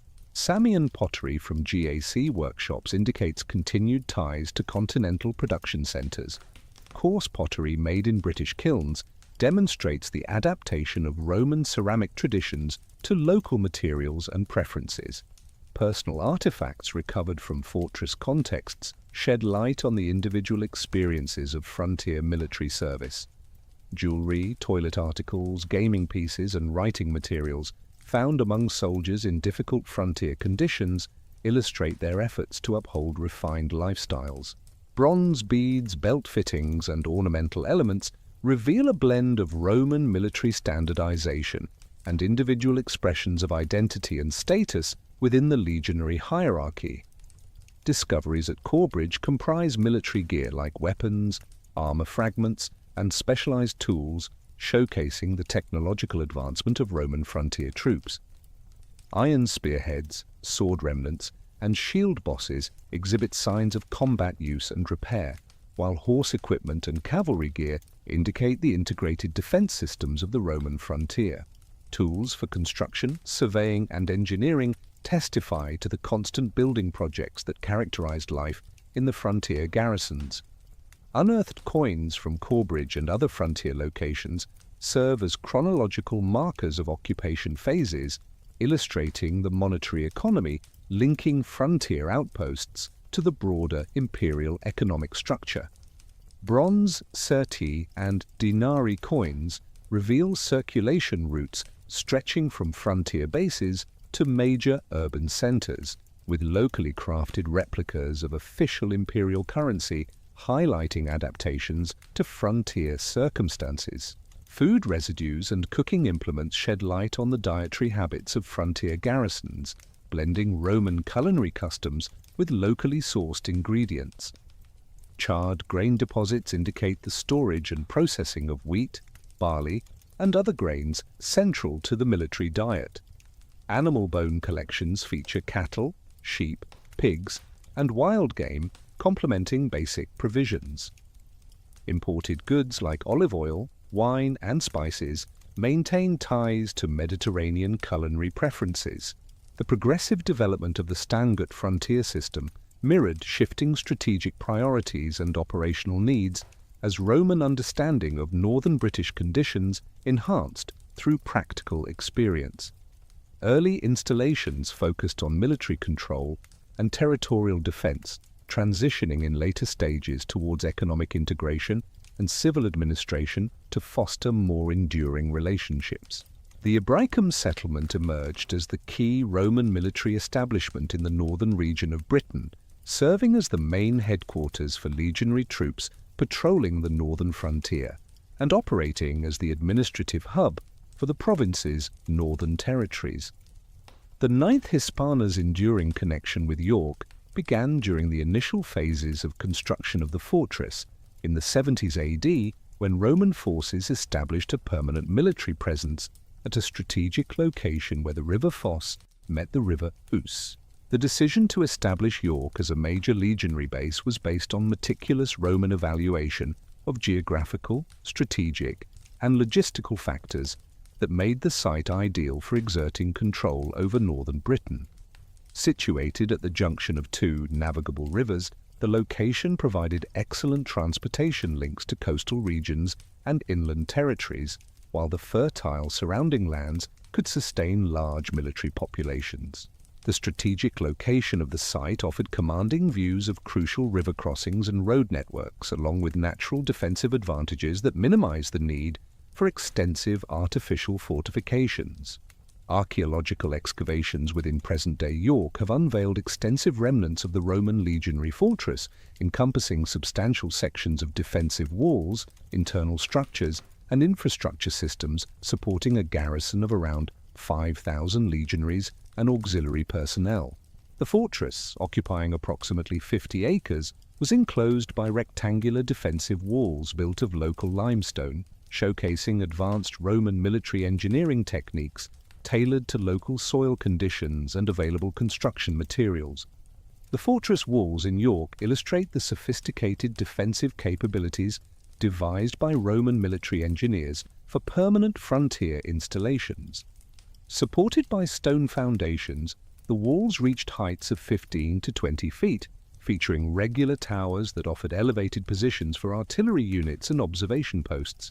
The walls also featured multiple gate complexes designed to regulate access and provide sally ports for offensive maneuvers when the situation necessitated active defense against enemy attacks. The internal street systems within the York fortress adhered to standard Roman military planning principles while adapting to the specific topographical features of the site. The Via Printa Palace, running from east to west through the fortress center, intersected with the Via Pretoria at the Principia location, establishing the organizational framework around which all other buildings were organized. Secondary streets granted access to barracks areas, workshop districts, and storage facilities, while maintaining unobstructed sight lines for security and administrative purposes. Barracks construction in York mirrored the standardized accommodation systems developed by Roman military architects for housing legionary centuries in permanent installations. Each barrack block contained 10 rooms, accommodating 8 soldiers each, along with quarters for the centurion responsible for the command and administration of the century. These buildings were built with stone foundations supporting timber-framed superstructures and tile roofs, providing weatherproof accommodations suitable for Britain's challenging climate conditions. The Principia York functioned as the administrative and ceremonial hub of legionary life, housing the commanding officer's headquarters, administrative offices, and the sacred shrine containing the legion standards and religious artifacts. This building complex featured a large courtyard surrounded by covered walkways, offering space for military ceremonies, administrative activities, and official gatherings that involved multiple centuries or the entire legion. Storage facilities within the York fortress included numerous granary buildings designed to maintain sufficient food supplies for the garrison during prolonged periods, when external supply lines might be disrupted by weather, enemy action, or transportation challenges. These structures integrated advanced ventilation systems, moisture control features, and security measures that safeguarded stored provisions while facilitating efficient distribution to garrison personnel. The most recent concrete proof of the IXth Hispana's existence stems from inscriptions found in York around 108 AD, signaling the end of a well-documented history that traced the legion's activities over a century across the Roman Empire. These final inscriptions, etched into stone blocks during fortress renovations, signify the culmination of verifiable archaeological and epigraphic evidence supporting the legion's ongoing service as an active military unit within the Roman army's structure.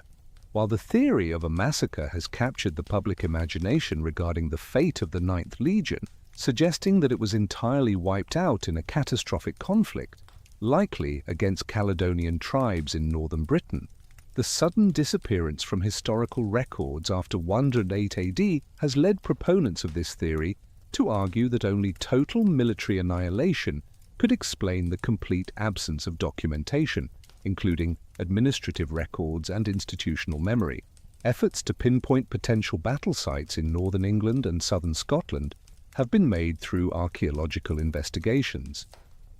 Discoveries of Roman military artifacts, such as weapon fragments, pieces of armor, and personal items, hint at violent clashes between Roman forces and hostile tribes, yet linking these findings conclusively to the Ninth Legion proves challenging due to the standardized nature of Roman military equipment during that era.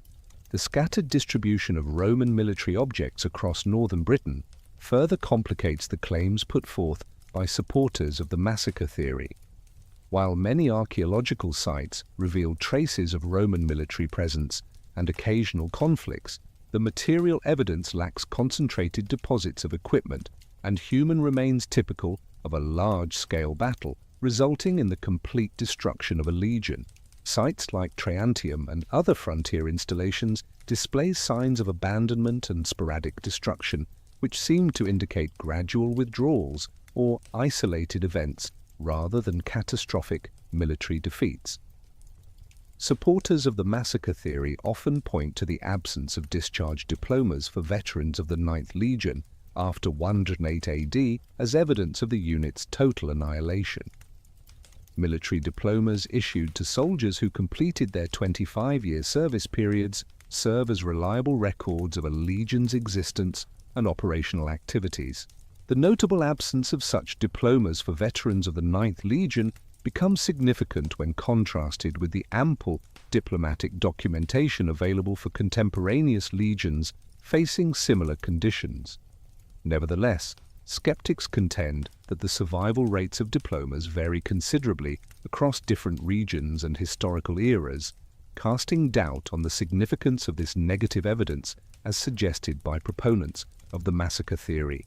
Literary sources offer limited support for the massacre hypothesis, as no contemporary historians explicitly describe the obliteration of the Ninth Legion in Britain. Tacitus, a key figure whose historical writings cover the relevant time frame, makes no reference to such a major military disaster despite documenting other Roman defeats and setbacks during campaigns in Britain. Later scholars such as Dio Cassius and the authors of Historia Augusta did not document any major loss of the Ninth Legion. This absence of record suggests that if such an event occurred, it was either not documented by contemporary sources or intentionally suppressed by imperial authorities. An alternative theory, known as the transfer theory, suggests that the Ninth Legion may have been redeployed to other frontier regions where additional military support was needed due to shifting strategic priorities. This theory is supported by the historical practice of the Romans in relocating legions between provinces to meet operational demands across their vast empire.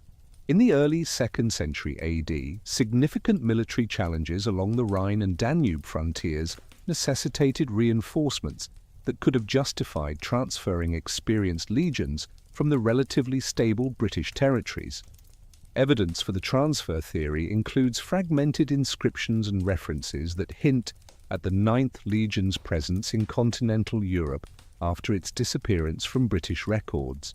For instance, an inscription from Nijmegen in the Netherlands dated to the early 2nd century AD mentions a military unit that some scholars believe could be the IXth Hispana, although definitive identification is hindered by the stone's condition. Additionally, abbreviations and partial unit designations found in military documents from the Rhine frontier might possibly refer to the relocated Ninth Legion. Administrative records from the Rhine frontier provinces in the early 2nd century AD indicate significant military reorganization, with several legions being reassigned new duties and territories. The Ninth Legion's expertise in frontier warfare, construction projects, and tribal relations would have been highly valuable for operations in the Rhine, where Roman forces encountered challenges similar to those faced from Germanic tribes employing guerrilla tactics and exploiting challenging terrain conditions. The transfer to the Rhine would have leveraged the legion's specialized knowledge to address critical military needs in a strategically important frontier region. During the same period, military operations along the Danube frontier required significant reinforcements to counter mounting pressure from Dacian kingdoms and other tribal confederations posing threats to Roman territorial integrity. The combat experience and engineering skills of the Ninth Legion would have been instrumental in Danube campaigns where Roman forces had to build extensive fortifications and engage well-organized enemy forces offensively. Several partially preserved military documents from the Danube provinces mention legionary units that possibly included the Ninth Hispana, although definitive identification remains challenging due to incomplete preservation and unclear abbreviations. The theory of transfer is challenged by the lack of clear documentary evidence regarding the Ninth Legion's deployment and service in specific continental provinces. The absence of detailed administrative records, such as departure orders and assignment notifications, suggests possible systematic record loss or the absence of an actual transfer. Advocates of the transfer theory argue that survival rates of administrative documentation vary significantly across provinces and time periods. The geographical distribution of Ninth Legion veterans, primarily in British contexts during the early 2nd century AD, with few examples from continental Europe, may offer additional evidence relevant to evaluating the transfer theory.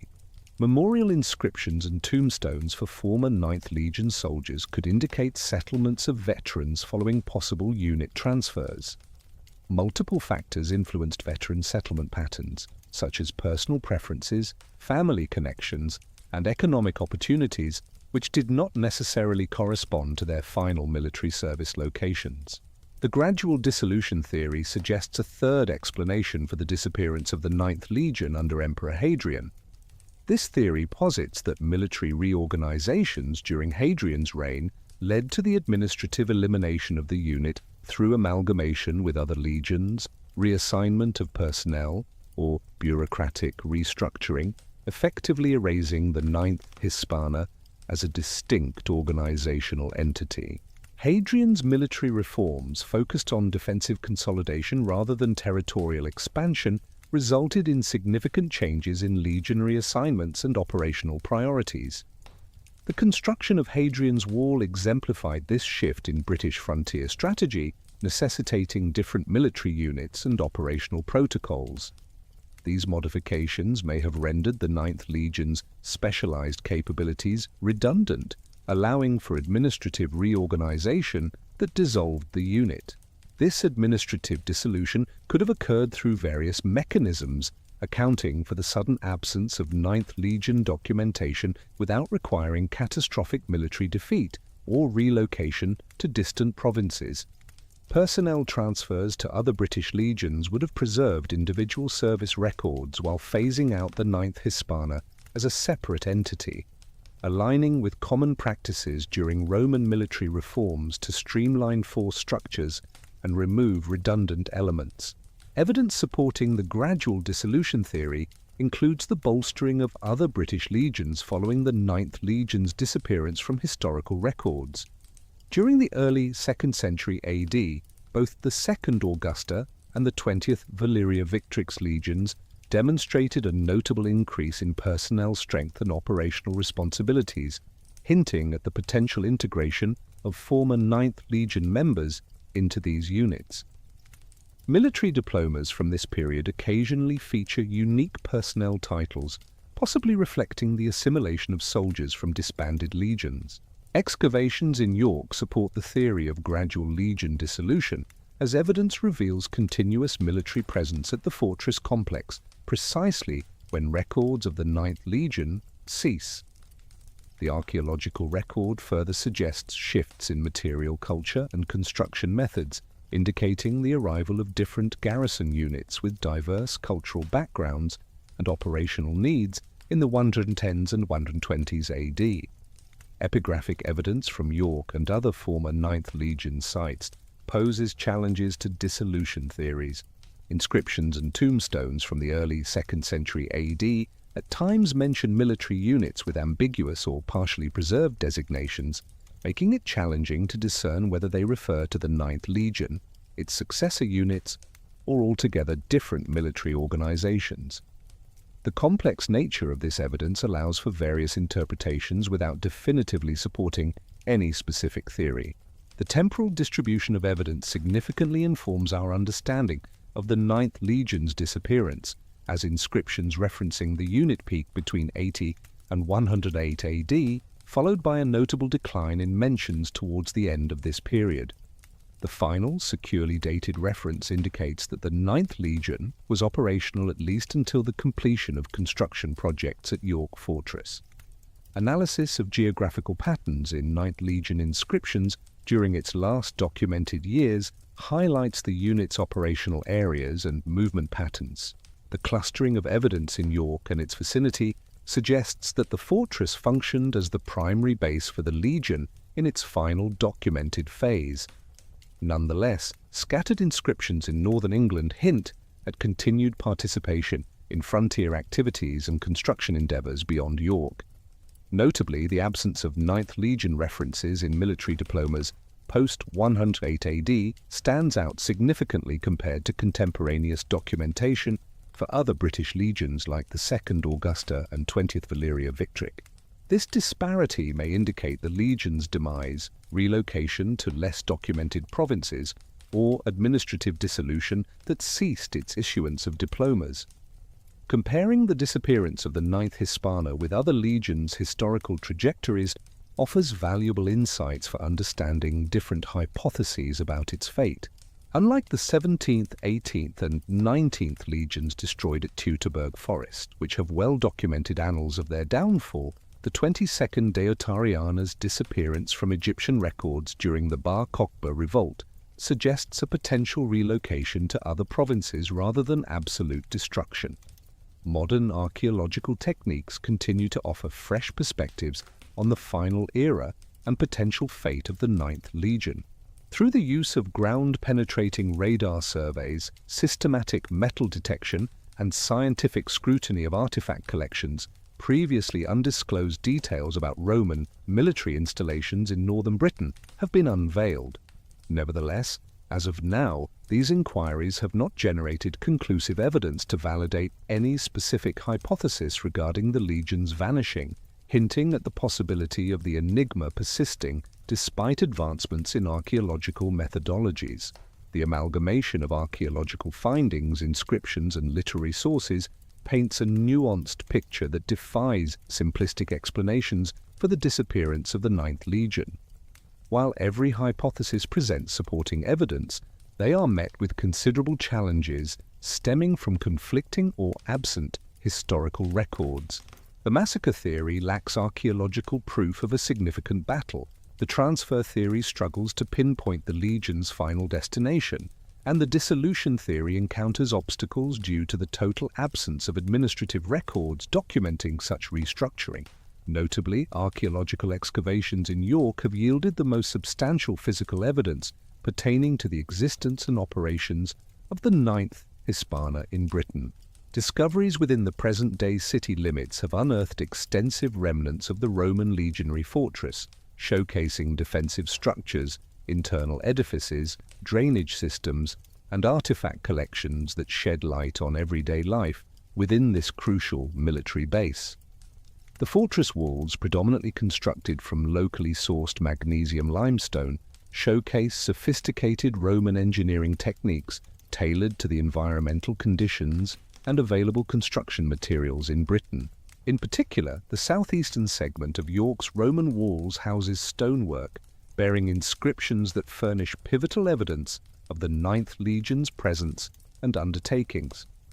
A notably significant inscription found near Monk reveals the involvement of the Ninth Hispana in fortification enhancements at the fortress. The inscription's letter forms and abbreviation patterns adhere to early 2nd century epigraphic norms, providing dependable dating evidence for the Legion's operation circa 108 AD. Excavations in York's Swingate area revealed extensive Roman military barracks remnants that accommodated legionary personnel during the fort's active phase. These structures boasted standardized room layouts with stone foundations supporting timber-framed superstructures designed to house 8-man contubernium groups, the fundamental units of legionary organization. Artifacts found in these barracks, including personal items, fragments of military equipment, and household objects, offer valuable insights into the daily lives and cultural backgrounds of soldiers. The unearthing of leather documents in Carlisle, although unrelated to the Ninth Legion, underscores the potential for organic preservation in British archaeological contexts. These waterlogged deposits contained military correspondence, administrative records, and personal letters that endured due to specific soil chemical conditions. Similar preservation conditions may be present at other Roman military sites, raising the possibility of future discoveries of documentary evidence shedding light on the fate of the Ninth Legion. Pottery assemblages from York's Roman strata provide intricate chronological sequences aiding in the determination of various occupation phases within the legionary fort. The use of Samian ware from GIC workshops demonstrates the continual importation of high-quality ceramics throughout the late 1st and early 2nd centuries AD, indicating sustained economic ties between the fort and continental supply networks. Local pottery production evidence suggests the adaptation of Roman ceramic traditions to British materials and preferences while meeting the functional needs for military purposes. Discoveries of military equipment at York include fragments of iron weapons, bronze armor fittings, and lead sling bullets, showcasing the fortress's active role as a military installation. A bronze helmet cheek guard found near the Principia exhibits decorative elements common in early imperial legionary gear, although lacks specific unit markings that would verify its ownership by the Ninth Legion. Iron pilum heads found in various contexts display signs of combat usage and subsequent repairs, indicating the fortress's participation in military operations. The excavation of the York Fortress bathhouse complex in the 1960s and 1970s unveiled advanced heating systems and architectural features that sustained Roman bathing customs in Britain's harsh climate. Hypocaust systems below raised floors circulated heated air while generating steam for the caldarium. Unearthed strigils, oil flasks, and other bathing tools reaffirm the ongoing significance of Roman hygiene practices in upholding military morale and health standards among frontier garrisons. Tombstones discovered in York offer vital epigraphical evidence pertaining to individual soldiers of the Ninth Legion and their families. The tombstone of Lucius Ducius Rufinus, a standard-bearer of the Ninth Hispana, commemorates his passing at 28 years old after 9 years of military duty. The inscription's structure and embellishments adhere to early 2nd century norms while divulging specific information regarding his military position and unit assignment. Similar tombstones dedicated to other Ninth Legion members collectively present a depiction of the unit's composition and recruitment practices. Archaeological research conducted at Negen in the Netherlands has revealed traces of Roman military presence that some scholars associate with a potential deployment of the Ninth Legion following its mysterious disappearance from British historical records. Discoveries at the Hunug excavation site uncovered extensive remains of a legionary fortress that was occupied in the early 2nd century AD. Inscriptions found at this location make cryptic mentions of military units, the identities of which remain partly decipherable, sparking intriguing speculations regarding the potential connection to the Ninth Legion without conclusive evidence. The fortification walls of the N-Megan fortress were constructed using methods and architectural features consistent with Roman military engineering techniques developed during operations along the British frontier. These defensive walls, supported by stone foundations, stood at heights of around 4 meters, with strategically positioned towers serving as vantage points for artillery and surveillance. The internal layout of the fortress adhered to standard Roman military planning principles, while also taking into account local terrain and the availability of construction materials. Discoveries of material culture, such as pottery, metalwork, and personal artifacts at Negan, reflect the diverse cultural backgrounds of the Roman military personnel stationed along the Rhine frontier. Both Germanic auxiliary equipment and traditional Roman legionary gear were found in coexistence, showcasing the integrated composition of the imperial frontier forces.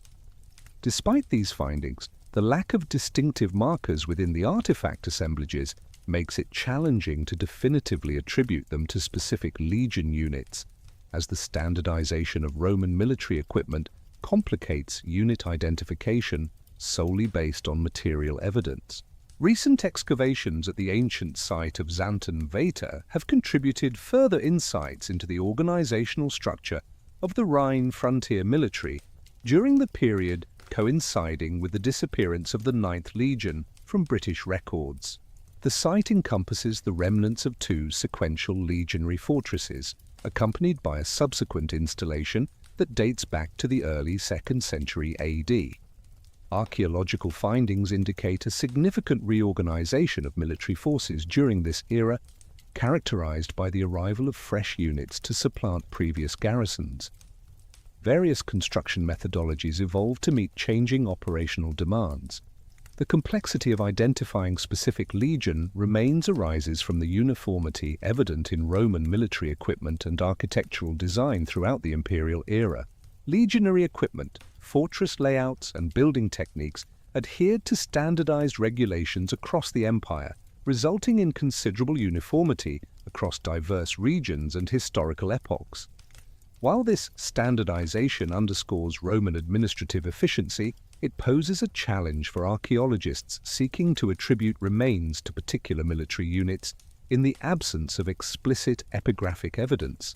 Ground-penetrating radar surveys at suspected Roman military sites have transformed archaeological methodologies by unveiling subsurface features non-invasively.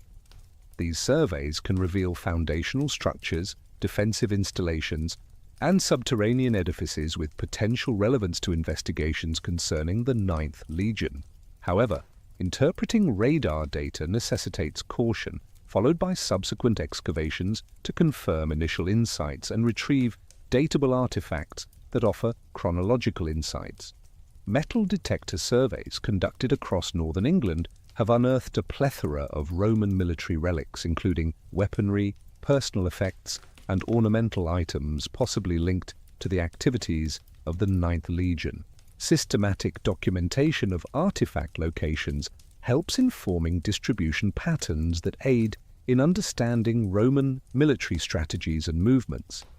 The database of the Portable Antiquities Scheme boasts numerous entries documenting Roman military paraphernalia found in regions associated with the operations of the 9th Legion.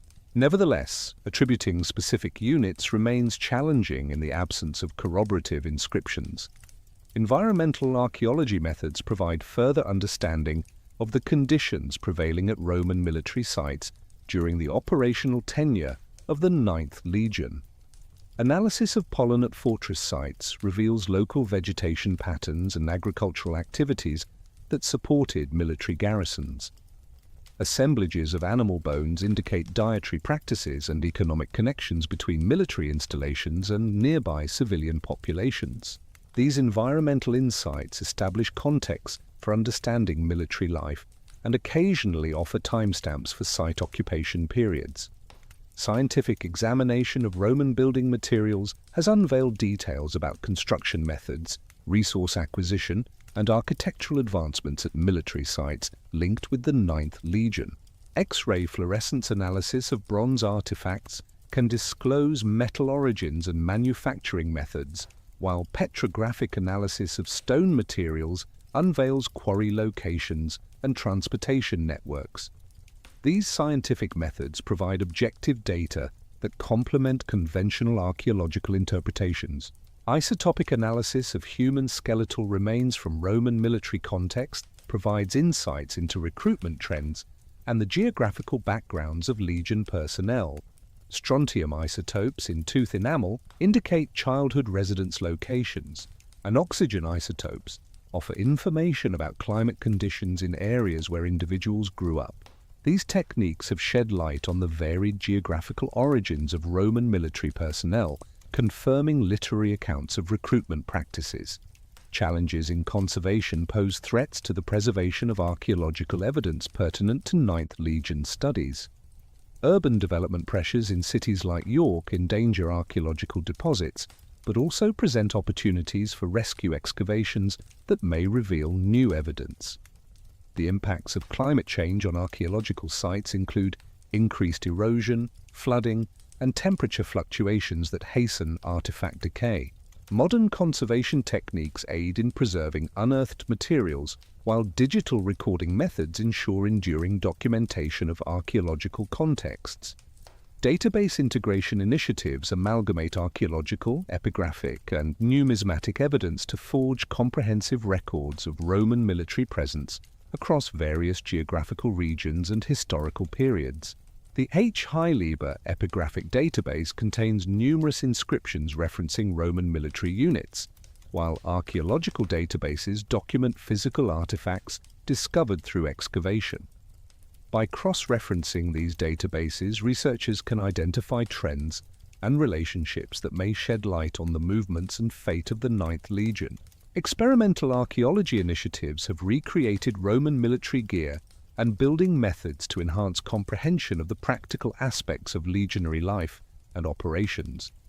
By reconstructing Roman armor, weapons, and tools, insights are gained into their effectiveness, limitations, and the level of expertise required for their production and use. Construction experiments employing Roman building techniques revealed the labor demands and engineering obstacles encountered by military construction teams akin to those of the Ninth Legion. Advancements in geophysical survey methods offer new opportunities for investigating Roman military sites without invasive digging. Magnetic surveys can detect buried features by identifying magnetic anomalies linked to fired clay, iron artifacts, and soil disturbances, while electrical resistivity surveys reveal subterranean structures through variations in soil conductivity. These non-destructive approaches allow for systematic exploration of extensive areas while safeguarding archaeological deposits for future research using enhanced methodologies. Digital reconstruction tools enable archaeologists to visualize Roman military installations based on excavated remnants and comparative evidence from better preserved sites. Sophisticated three-dimensional modeling software can recreate fortress layouts, building elevations, and surrounding landscapes to aid researchers in understanding spatial relationships and operational arrangements. These digital reconstructions aid in education and provide investigative tools to test hypotheses concerning site development and functional usage patterns. International collaborative research ventures pool expertise and resources from diverse institutions to address intricate archaeological inquiries related to Roman military history. The Roman Empire. World Heritage Site Project, focusing on the frontiers of the empire, coordinates research efforts across multiple nations to explore frontier evolution and military deployment strategies. Collaborations of this nature allow for a thorough exploration of phenomena such as the disappearance of the Ninth Legion that extend beyond present-day national boundaries. Challenges within archaeological constraints in addressing the mystery of the Ninth Legion symbolize broader difficulties in linking material proof with particular historical occurrences and military divisions. The absence of definitive archaeological proof concerning the legion's demise, transfer, or dissolution implies that physical evidence is insufficient to conclusively resolve conflicting hypotheses concerning its destiny. Potential forthcoming discoveries could furnish critical evidence Yet the current scope of archaeological acumen leaves the riddle unsolved, while affording valuable glimpses into Roman military existence and activities along the frontier. The organized cataloguing and examination of the dissemination of Roman military gear throughout Britain and mainland Europe persist in uncovering fresh perspectives on legion movements and arrangement practices in the early 2nd century AD, utilizing statistical approaches on artifact types, timeframes, and geographical spreads, sheds light on trends that could potentially uncover traces of the 9th Legion's operations in previously unexplored territories. Nevertheless, such analyses necessitate thorough consideration of site formation mechanisms, recuperation predispositions, and preservation variables which impact the completeness and representational accuracy of archaeological records. The dependability of ancient sources concerning the 9th Hispana introduces fundamental hurdles for present-day historians endeavoring to reconstruct the legion's narrative and ultimate destiny. Tacitus, renowned for providing the most minute contemporary details on Roman military endeavors in Britain, furnishes valuable yet incomplete data on the activities carried out by individual legions throughout the conquests and subsequent frontier strategies. His evaluations and narratives encompass myriad mentions of military excursions, indigenous clashes, and organizational advancements. However, there is a surprising scarcity of specific references to the 9th Legion, despite its well-documented significance in British military operations. Tacitus's approach to recounting military history prioritized political narratives and ethical lessons over detailed tactical descriptions or exhaustive accounts of individual military units. Influenced by his literary background and senatorial status, Tacitus tended to highlight dramatic events, prominent figures, and politically momentous developments, often overlooking routine military activities that may have involved the 9th Legion. As a result, his editorial style introduces historical gaps that complicate efforts to reconstruct the Legion's actions solely from literary sources. Furthermore, the chronological limitations of Tacitus's surviving works pose challenges for researching the 9th Legion. His coverage of British events concludes prior to the Legion vanishing from historical records, thus omitting crucial undocumented years. Missing segments of his accounts, which would have chronicled events during the Flavian era and later, could have provided valuable insights into the Legion's later endeavors and fate. Consequently, modern historians must rely on fragmentary allusions and subsequent sources of varying reliability to bridge these chronological voids. Tacitus's credibility in terms of military specifics has been heavily scrutinized by contemporary scholars, with archaeological findings occasionally conflicting with his narrations of particular incidents or sequence of events. Military historians, for instance, question the accuracy of his tactical descriptions of the Battle of Watling Street, where Roman forces led by Suetonius Paulinus overcame Boudicca's alliance, citing terrain conditions and troop arrangements that are deemed implausible based on his account. Such discrepancies cast doubt on the precision of his military documentation and the degree to which literary conventions shaped his historical accounts. Cassius Dio's Roman history offers an alternative viewpoint on British events, although his work was crafted almost 2 centuries following the disappearance of the 9th Legion and heavily relies on now missing earlier sources. Dio's narrative of Boudicca's uprising contains particulars not present in Tacitus, hinting at access to diverse source materials or traditions. Nevertheless, his physical distance from Britain and temporal gap from the described events raise uncertainties about the reliability of his information, especially concerning specific military units and their distinct roles in different campaigns. Dio's portrayal of British geography exposes substantial shortcomings in his comprehension of the island's terrain and tribal distributions. His depictions of rivers, settlements, and territorial borders frequently clash with archaeological evidence and other literary works indicating a dependence on outdated or erroneous geographical data. These geographical inaccuracies transpire in his descriptions of military maneuvers, where misconceptions about terrain conditions and strategic positions compromise the credibility of his tactical narrations and casualty estimates. The numerical data furnished by Dio concerning military forces and casualties necessitates thorough assessment, as ancient historians commonly employ traditional figures rather than precise statistics when delineating large-scale military operations. His casualty figures for Boudicca's rebellion, claiming tens of thousands of British fatalities, conform to literary norms for portraying barbarian defeats instead of reflecting actual body counts or trustworthy military records.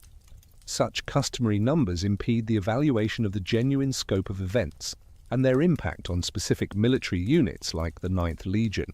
The Historia. Augusta poses notable challenges for historians studying the Ninth Legion, as this compilation of imperial biographies features numerous fabrications, anachronisms, and fictitious elements alongside authentic historical data.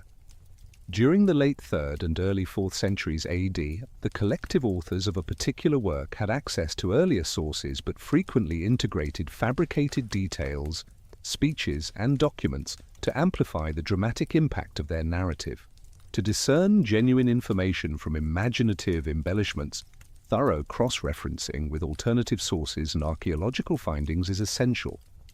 Numerous entries in the Historia Augusta highlight military restructurings and legion reassignments under the reigns of Trajan and Hadrian, pivotal eras for understanding the potential fate of the Ninth Legion.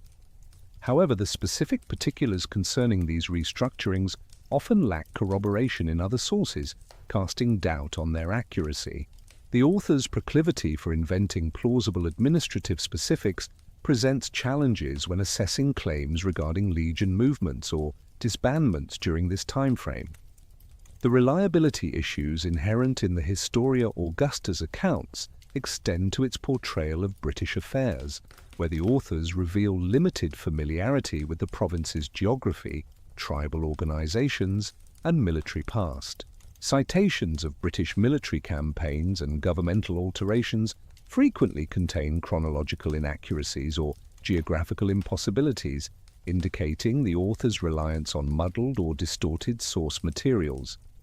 These constraints render the Historia Augusta an unreliable resource for precise details regarding the Ninth Legion's service in Britain or its ultimate destiny. Subsequent interpretations and conjectures by medieval chroniclers and early modern antiquarians further complicate the understanding of the Ninth Legion's history, often straying significantly from established historical facts. For instance, Geoffrey of Monmouth's Historia Regum Britannia, written in the 12th century, weaves Roman military history into a largely fictionalized account of British monarchs and legendary figures, citing the presence of Roman legions in Britain. The Arthurian romance tradition blends authentic historical elements with fabricated details to heighten the dramatic allure of the narrative. It incorporates Roman military history into fictional stories, portraying Roman legions in mythical settings alongside legendary heroes and supernatural occurrences. Medieval poets and chroniclers frequently merged various historical eras, intertwining references to Roman conquests with post-Roman British resistance movements and mythical characters. These literary creations crafted popular depictions of Roman military campaigns that shaped subsequent historical interpretations despite lacking solid historical basis. Renaissance scholars endeavored to reconstruct Roman British history by examining inscriptions, coins, and architectural remnants systematically. Yet their interpretive approaches often mirrored contemporary beliefs rather than rigorous historical scrutiny. William Camden's work, Britannia, initially published in 1586, delved into discussions on Roman military sites and legion activities using topographical observations and epigraphic evidence. However, Camden's interpretations were influenced by humanist scholarly traditions focused on classical similarities and moral teachings rather than impartial historical reconstruction. Early modern historians such as Edward Gibbon integrated Roman military history into overarching narratives of imperial decline. Nonetheless, their depictions of specific legion histories relied heavily on limited source materials and mirrored prevailing political and cultural beliefs. Gibbon's rendition of Roman Britain underscored themes of civilization versus barbarism, shaping his understanding of military engagements and their implications. His exploration of legion disappearances emphasized broader trends of imperial deterioration rather than detailed scrutiny of individual unit histories or outcomes. The evolution of professional historical scholarship in the 19th century introduced more rigorous analytical methods to the study of Roman military history, despite early practitioners often lacking access to archaeological evidence. Theodore Mommsen's systematic analysis of Roman inscriptions significantly enhanced comprehension of Roman Britain. His foundational work on legion history predates many key archaeological discoveries at pivotal sites such as York, crucial for grasping the activities of the Ninth Legion. During the Victorian era, historians approached Roman military history through a lens colored by assumptions of imperial expansion and military efficiency. This influenced their interpretations of legion disappearances and frontier operations.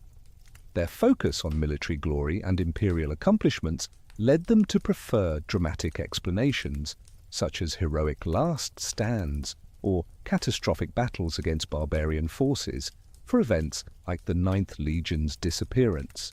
These interpretive biases influenced the popular perception of Roman military history, sometimes overshadowing more prosaic explanations for historical events. The advent of archaeological findings in the late 19th and early 20th centuries introduced new insights into Roman military history and highlighted the limitations of relying solely on literary sources for historical reconstructions. Excavations at Roman military sites yielded material evidence about legion activities, equipment, and living conditions, supplementing and occasionally challenging literary accounts. However, early archaeological techniques often lacked the precision and systematic recording methods necessary for thorough historical analysis. In the early 20th century, professional military historians brought their specialized knowledge of military organization and tactics to the study of Roman legion history. Their examination of Roman military documents, equipment, and organizational structures unveiled the intricacies of legion administration, shedding light on the various factors that could impact unit survival and historical documentation. However, their emphasis on military efficiency sometimes led to an underestimation of the impact of political, economic, and administrative factors on the destinies of legions. The emergence of presopographical methods in the mid-19th century empowered historians to delineate individual trajectories and familial affiliations within Roman military structures, yielding fresh perspectives on legion recruitment, promotion trends, and spatial relocations. Meticulous scrutiny of inscriptions and military diplomas unveiled intricate webs of personal connections linking military personnel spanning various provinces and eras. These techniques have been particularly instrumental in unraveling the recruitment strategies of the Ninth Legion and uncovering the geographical roots of its members. The advent of modern archaeological methodologies has transformed the exploration of Roman military history through the provision of tangible evidence subject to precise dating and systematic scrutiny. Stratigraphic excavation approaches allow archaeologists to establish timelines for site occupation and abandonment, while scientific analysis of artifacts offers insights into production methods, trade routes, and cultural interconnections. Nevertheless, archaeological findings often prompt new inquiries while addressing existing ones, necessitating meticulous consideration of site formation processes and preservation conditions when interpreting material remnants. The fusion of archaeological and literary sources has fostered a more nuanced comprehension of Roman military campaigns, unveiling the intricate interplay of factors shaping legion histories. Archaeological unearthing has validated certain written accounts while refuting others, underscoring the imperative of critically evaluating all forms of sources. The absence of archaeological substantiation for specific events or phenomena does not inherently imply their non-occurrence, as preservation circumstances and recovery techniques influence the completeness of the archaeological record. Statistical analysis of epigraphic evidence has yielded fresh insights into the deployment patterns and administrative practices of legions, while also highlighting the challenges posed by the absence of evidence in historical arguments. By methodically examining military diplomas, building inscriptions and tombstones, researchers have established extensive databases that facilitate the tracking of legion movements and the identification of chronological trends. Nevertheless, the unequal preservation of epigraphic evidence across various regions and time periods necessitates cautious interpretation of statistical findings. The methodological difficulties inherent in studying lost military units transcend mere source assessment, prompting deeper reflections on historical causation and the interplay between individual events and larger historical developments. The enigma surrounding the disappearance of the Ninth Legion unfolded within intricate political, military, and administrative scenarios that affected record-keeping practices, documentation, survival rates, and subsequent historical analyses. A comprehensive understanding of these broader contexts is indispensable for critically evaluating specific hypotheses regarding the Legion's fate and for steering clear of overly simplistic interpretations of intricate historical occurrences. Modern historians analyzing the history of the Ninth Legion must carefully distinguish between evidence and speculation, recognizing that gaps in the historical record do not inherently support any specific theoretical explanation. The absence of evidence regarding the Legion's fate does not conclusively indicate that it was relocated to another province, just as the lack of transfer documentation does not definitively establish that it met its end in Britain. Each hypothesis should be assessed based on tangible evidence rather than assumptions about the expected contents of historical records. The evolution of scholarly consensus surrounding the Ninth Legion reflects broader shifts in historical methodology and the accrual of fresh evidence from archaeological and epigraphic sources. Historians of the early 20th century often favored dramatic interpretations centered on military calamities, whereas mid-century scholars leaned towards administrative explanations rooted in systematic analysis of Roman bureaucratic practices. Present-day historians generally recognize the constraints of available evidence while remaining receptive to various potential explanations for the Legion's disappearance. The enduring fascination with the fate of the Ninth Legion underscores the lasting allure of historical enigmas and highlights the obstacles in conveying scholarly uncertainty to general audiences. Popular narratives frequently provide definitive accounts of the Legion's vanishing act, while disregarding the methodological complexities and evidentiary constraints that hinder historians from arriving at concrete conclusions. This divergence between scholarly caution and popular certitude mirrors broader tensions between academic, historical methodologies and public expectations for clearly delineated historical narratives.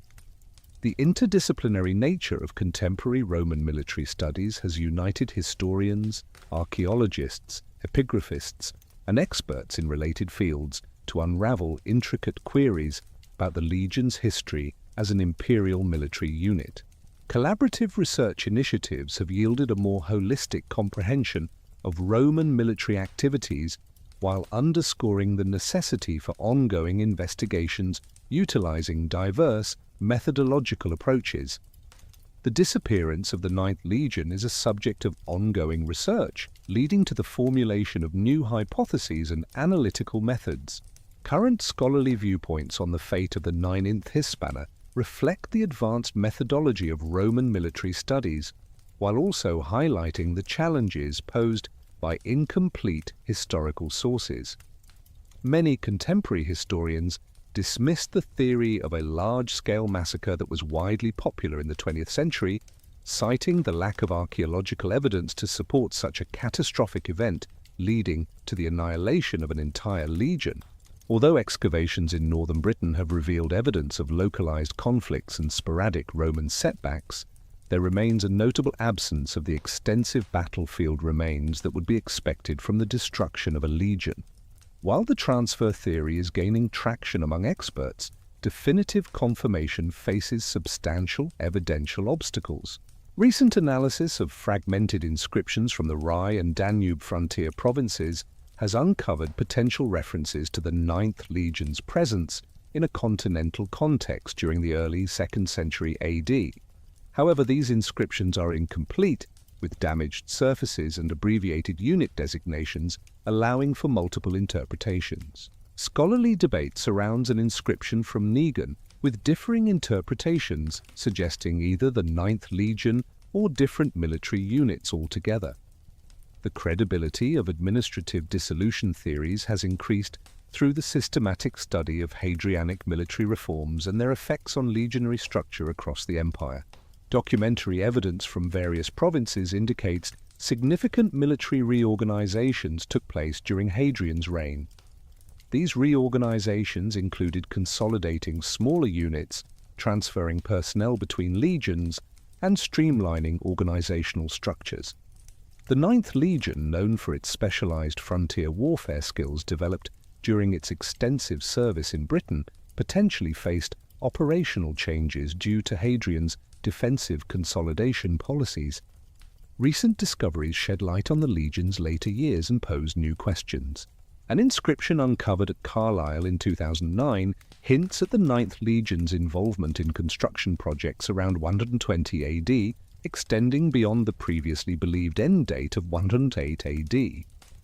However, the inscription's condition and cryptic abbreviations have led to differing interpretations among scholars, with some suggesting it may refer to other military units or civilian labor groups instead of the 9th Hispana specifically.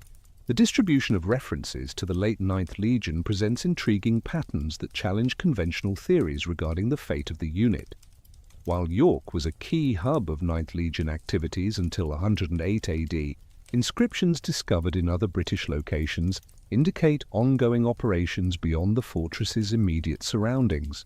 For instance, a fragment of a tombstone from Chester, dated around 110 AD, mentions a veteran who served with the 9th Legion before transferring to the 20th Legion, illustrating the reassignment of individual soldiers during this era.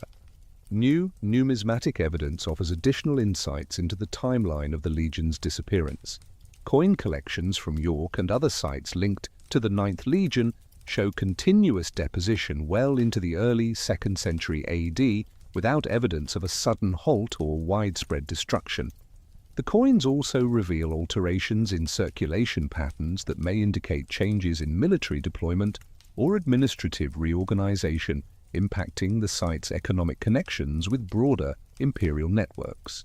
Despite years of extensive research, areas of considerable uncertainty persist. The notable absence of military diplomas referencing 9th Legion veterans post-108 AD remains statistically unusual compared to contemporary legions facing similar circumstances. This absence in official records could imply unit destruction, relocation to provinces with poor diploma preservation rates, or administrative modifications affecting the issuance of diplomas. Each proposed explanation encounters evidential obstacles hindering definitive conclusions. The mystery surrounding the Legion's Eagle standard further complicates the situation. Roman military tradition attributed significant symbolic importance to legionary eagles, typically resulting in extensive documentation when lost as commanders organized recovery efforts. The notable lack of mentions regarding a lost 9th Legion eagle suggests that the standard was either never misplaced, recovered without traceable historical evidence, or that the unit's disbandment occurred through administrative rather than military channels, which would account for the preservation of the eagle for transfer to successor units. The enduring cultural impact of the 9th Legion mystery surpasses its historical significance, evolving a seemingly minor gap in Roman military archives into one of ancient Britain's most iconic tales. This transformation commenced during the Victorian era, where romantic nationalism and imperial pride fostered a receptive audience for narratives of military valor and enigmatic disappearances in Britain's Roman history. The Legion narrative provided a platform to explore themes of civilization versus savagery, imperial expansion versus indigenous resistance, and heroic self-sacrifice in hostile territories. Rosemary Sutcliffe's 1954 novel, The Eagle of the Ninth, established the prevailing popular narrative that has molded public perceptions of the Legion's destiny for over 50 years. Sutcliffe's narrative recounts the journey of a young Roman officer in pursuit of his father's missing Legion standard within the Scottish Highlands. Through a blend of thorough historical investigation and gripping storytelling, the tale vividly resurrects Roman Britain for successive generations of readers. Her depiction of the Ninth Legion's fall in Caledonian lands wielded such sway that many came to accept it as historical truth rather than fictional conjecture. The book's triumph spawned a plethora of adaptations, sequels, and derivative works that cemented the concept of a brutal military defeat in the Scottish Highlands within the public consciousness. Television renditions, radio dramatizations, and subsequent novels expanded upon Sutcliffe's narrative, all while upholding its core theme of a catastrophic Roman loss in Scotland. These adaptations frequently amplify the story's dramatic aspects, while downplaying the speculative underpinnings of its historical origins, crafting increasingly intricate fictional portrayals of events lacking solid evidence. Hollywood's involvement with the Ninth Legion saga reached its peak with the 2011 release of The Eagle, which delivered Sutcliffe's narrative to global audiences while introducing new fictional elements that further clouded historical truths. The movie's depiction of fierce Highland tribes overpowering disciplined Roman troops reinforced prevailing stereotypes about Celtic warfare, all the while advancing speculative ideas as certainties.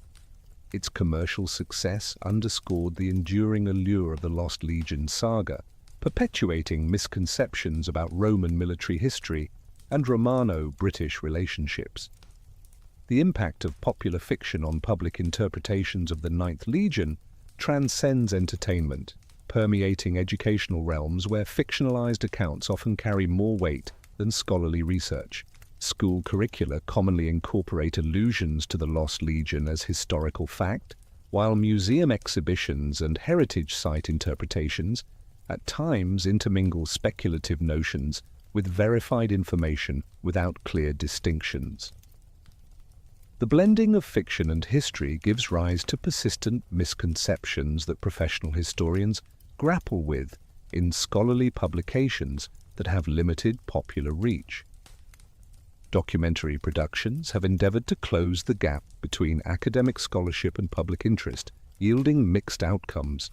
Television documentaries delving into the mystery of the Ninth Legion often highlight dramatic scenarios while acknowledging scholarly uncertainties. This results in programming that meets audience expectations for definitive answers, all the while retaining a certain link to historical methodology. Nevertheless, the visual storytelling and narrative demands of the medium frequently lead to oversimplified portrayals of intricate historical issues.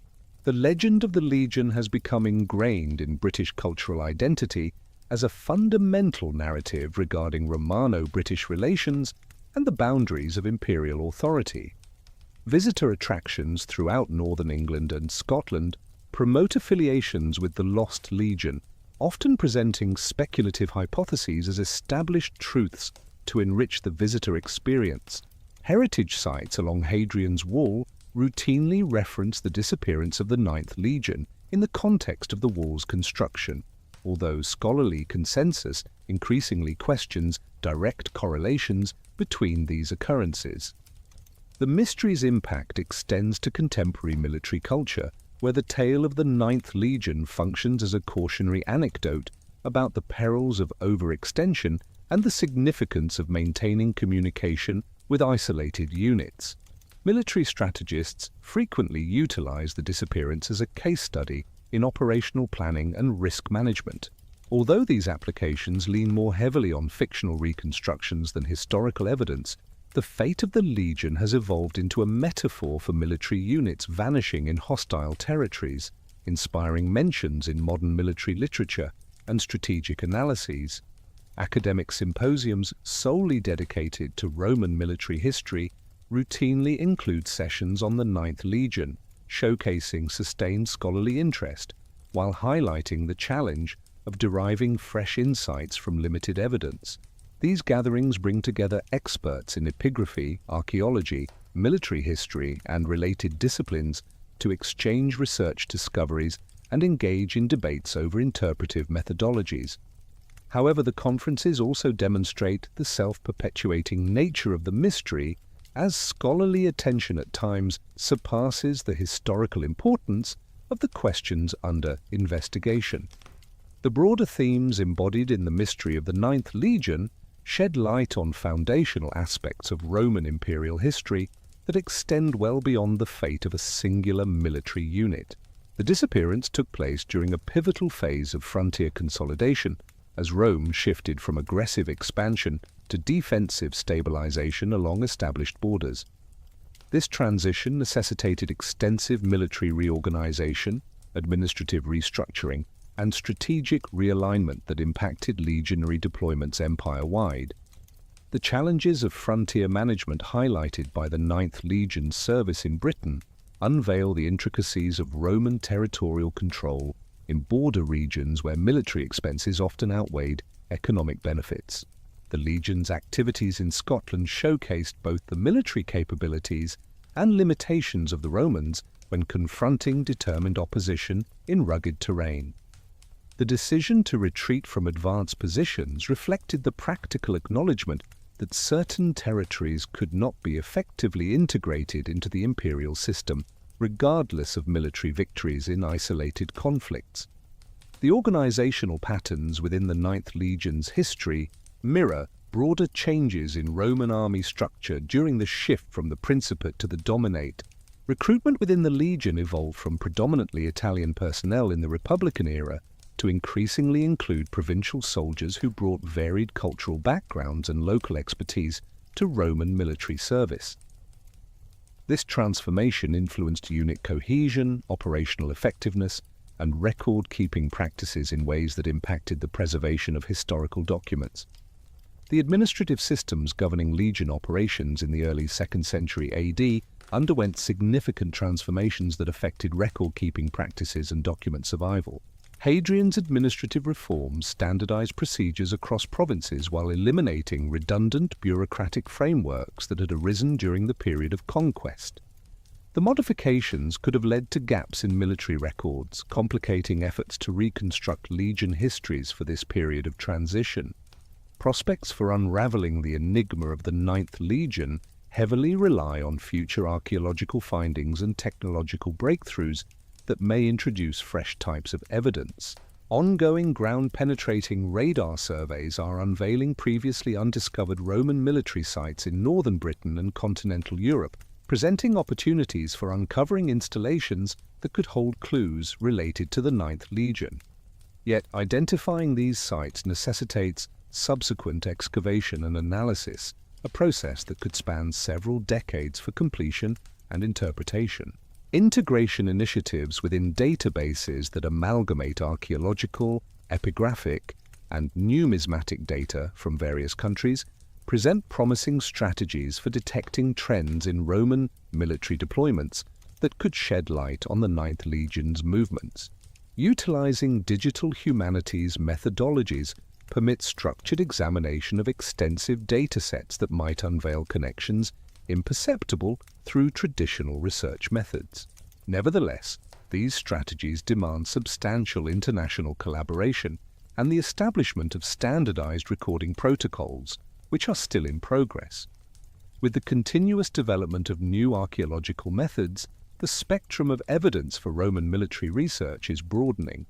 Environmental DNA analysis could establish human presence at archaeological sites where conventional excavation has fallen short in providing definitive evidence. Isotopic analysis of metal artifacts can disclose production locations and commercial networks that could link dispersed findings to specific military units. However, these techniques necessitate specialized knowledge and costly equipment, constraining their application to significant research endeavors. Unexplored archives housed in European institutions may harbor relevant documents pertaining to Ninth Legion studies that have yet to be methodically investigated.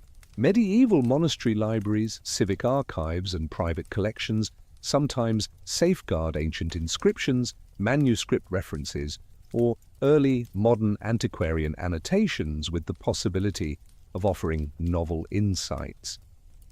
Identifying and scrutinizing these sources could potentially advance. Expansive archival research spanning multiple countries and languages is necessary to access these materials. The advancement of artificial intelligence technologies for analyzing fragmented inscriptions presents opportunities to extract information from previously deemed illegible epigraphic evidence. Machine learning algorithms trained on intact inscriptions have the potential to recognize letter patterns and abbreviation conventions, enabling fresh interpretations of challenging texts. Nevertheless, these applications are still in the experimental stage and require validation through conventional epigraphic techniques. Impacts of climate change on archaeological sites present both possibilities and obstacles for future research on the Ninth Legion. Shifting precipitation patterns and temperature variations alter soil conditions, influencing artifact preservation and site visibility. Coastal erosion and flooding may unearth buried archaeological remains while also posing threats to established sites. Adaptable research strategies and immediate investigation priorities are crucial in response to these environmental transformations. International collaborative frameworks for Roman frontier studies are evolving through entities such as the International Congress of Roman Frontier Studies and the Frontiers of the Roman Empire World Heritage Site Project. These partnerships promote knowledge sharing, methodological standardization, and coordinated research methodologies that transcend contemporary national boundaries. Nevertheless, political tensions and financial constraints at times limit the scope of international research collaboration. The enduring enigma of the Ninth Hispana ultimately highlights the intrinsic constraints of historical understanding and the intricate interplay between evidence, interpretation, and comprehension. Despite extensive research spanning decades and employing increasingly sophisticated methodologies, the fate of the Legion remains unresolved due to the insufficiency of available evidence to definitively ascertain the events surrounding this particular military unit during the early 2nd century AD. This enduring uncertainty, albeit vexing, underscores the complexity of historical inquiry. For those in search of definitive answers, exploring historical mysteries serves important functions in historical education and enhancing public comprehension of the past. These enigmas highlight that history is not merely a collection of established truths, but an ongoing investigative process involving interpretation and discussion based on incomplete evidence. They underscore the distinction between what can be confidently understood and what will forever remain elusive, instilling a sense of modesty regarding the limitations of historical reconstruction. The saga of the Ninth Legion further exemplifies how unresolved historical puzzles can captivate the public imagination and engender sustained fascination with antiquity. While this fascination can sometimes lead to simplistic interpretations or embellishments, it also spurs backing for archaeological studies, museum outreach, and endeavors in historical preservation that contribute to a broader appreciation of Roman society. Crucially, the mystery serves as a poignant reminder that the Roman Empire, despite its reputation for organizational prowess and extensive documentation, was ultimately a human enterprise subject to the same imperfections, setbacks, and contingencies that influence all human activities. The vanishing of the Ninth Hispana from historical accounts may have stemmed from mundane factors such as administrative oversights, restructuring, or the gradual erosion of evidence due to the passage of time obscuring routine military activities. Whether the Ninth Legion met its demise in a highland glen, embarked for distant frontiers, or simply faded into bureaucratic oblivion, its narrative continues to shed light on the intricacies of Roman imperial history and the complexities of reconstructing the past through fragmentary evidence. The enduring enigma of the Ninth Hispana persists not due to its representation of a particularly significant historical event, but because it raises fundamental inquiries into how we understand the past and the implications when evidence reaches its limit. In this light, the destiny of the Ninth Hispana transcends its specific historical context to symbolize the broader human endeavor of grappling with the unknown and acknowledging the boundaries of knowledge. While the Legion may have faded from historical records, its mystery endures to impart valuable lessons on the nature of historical investigation, the force of creativity, and the lasting human inclination to unravel the enigmas left behind by our predecessors.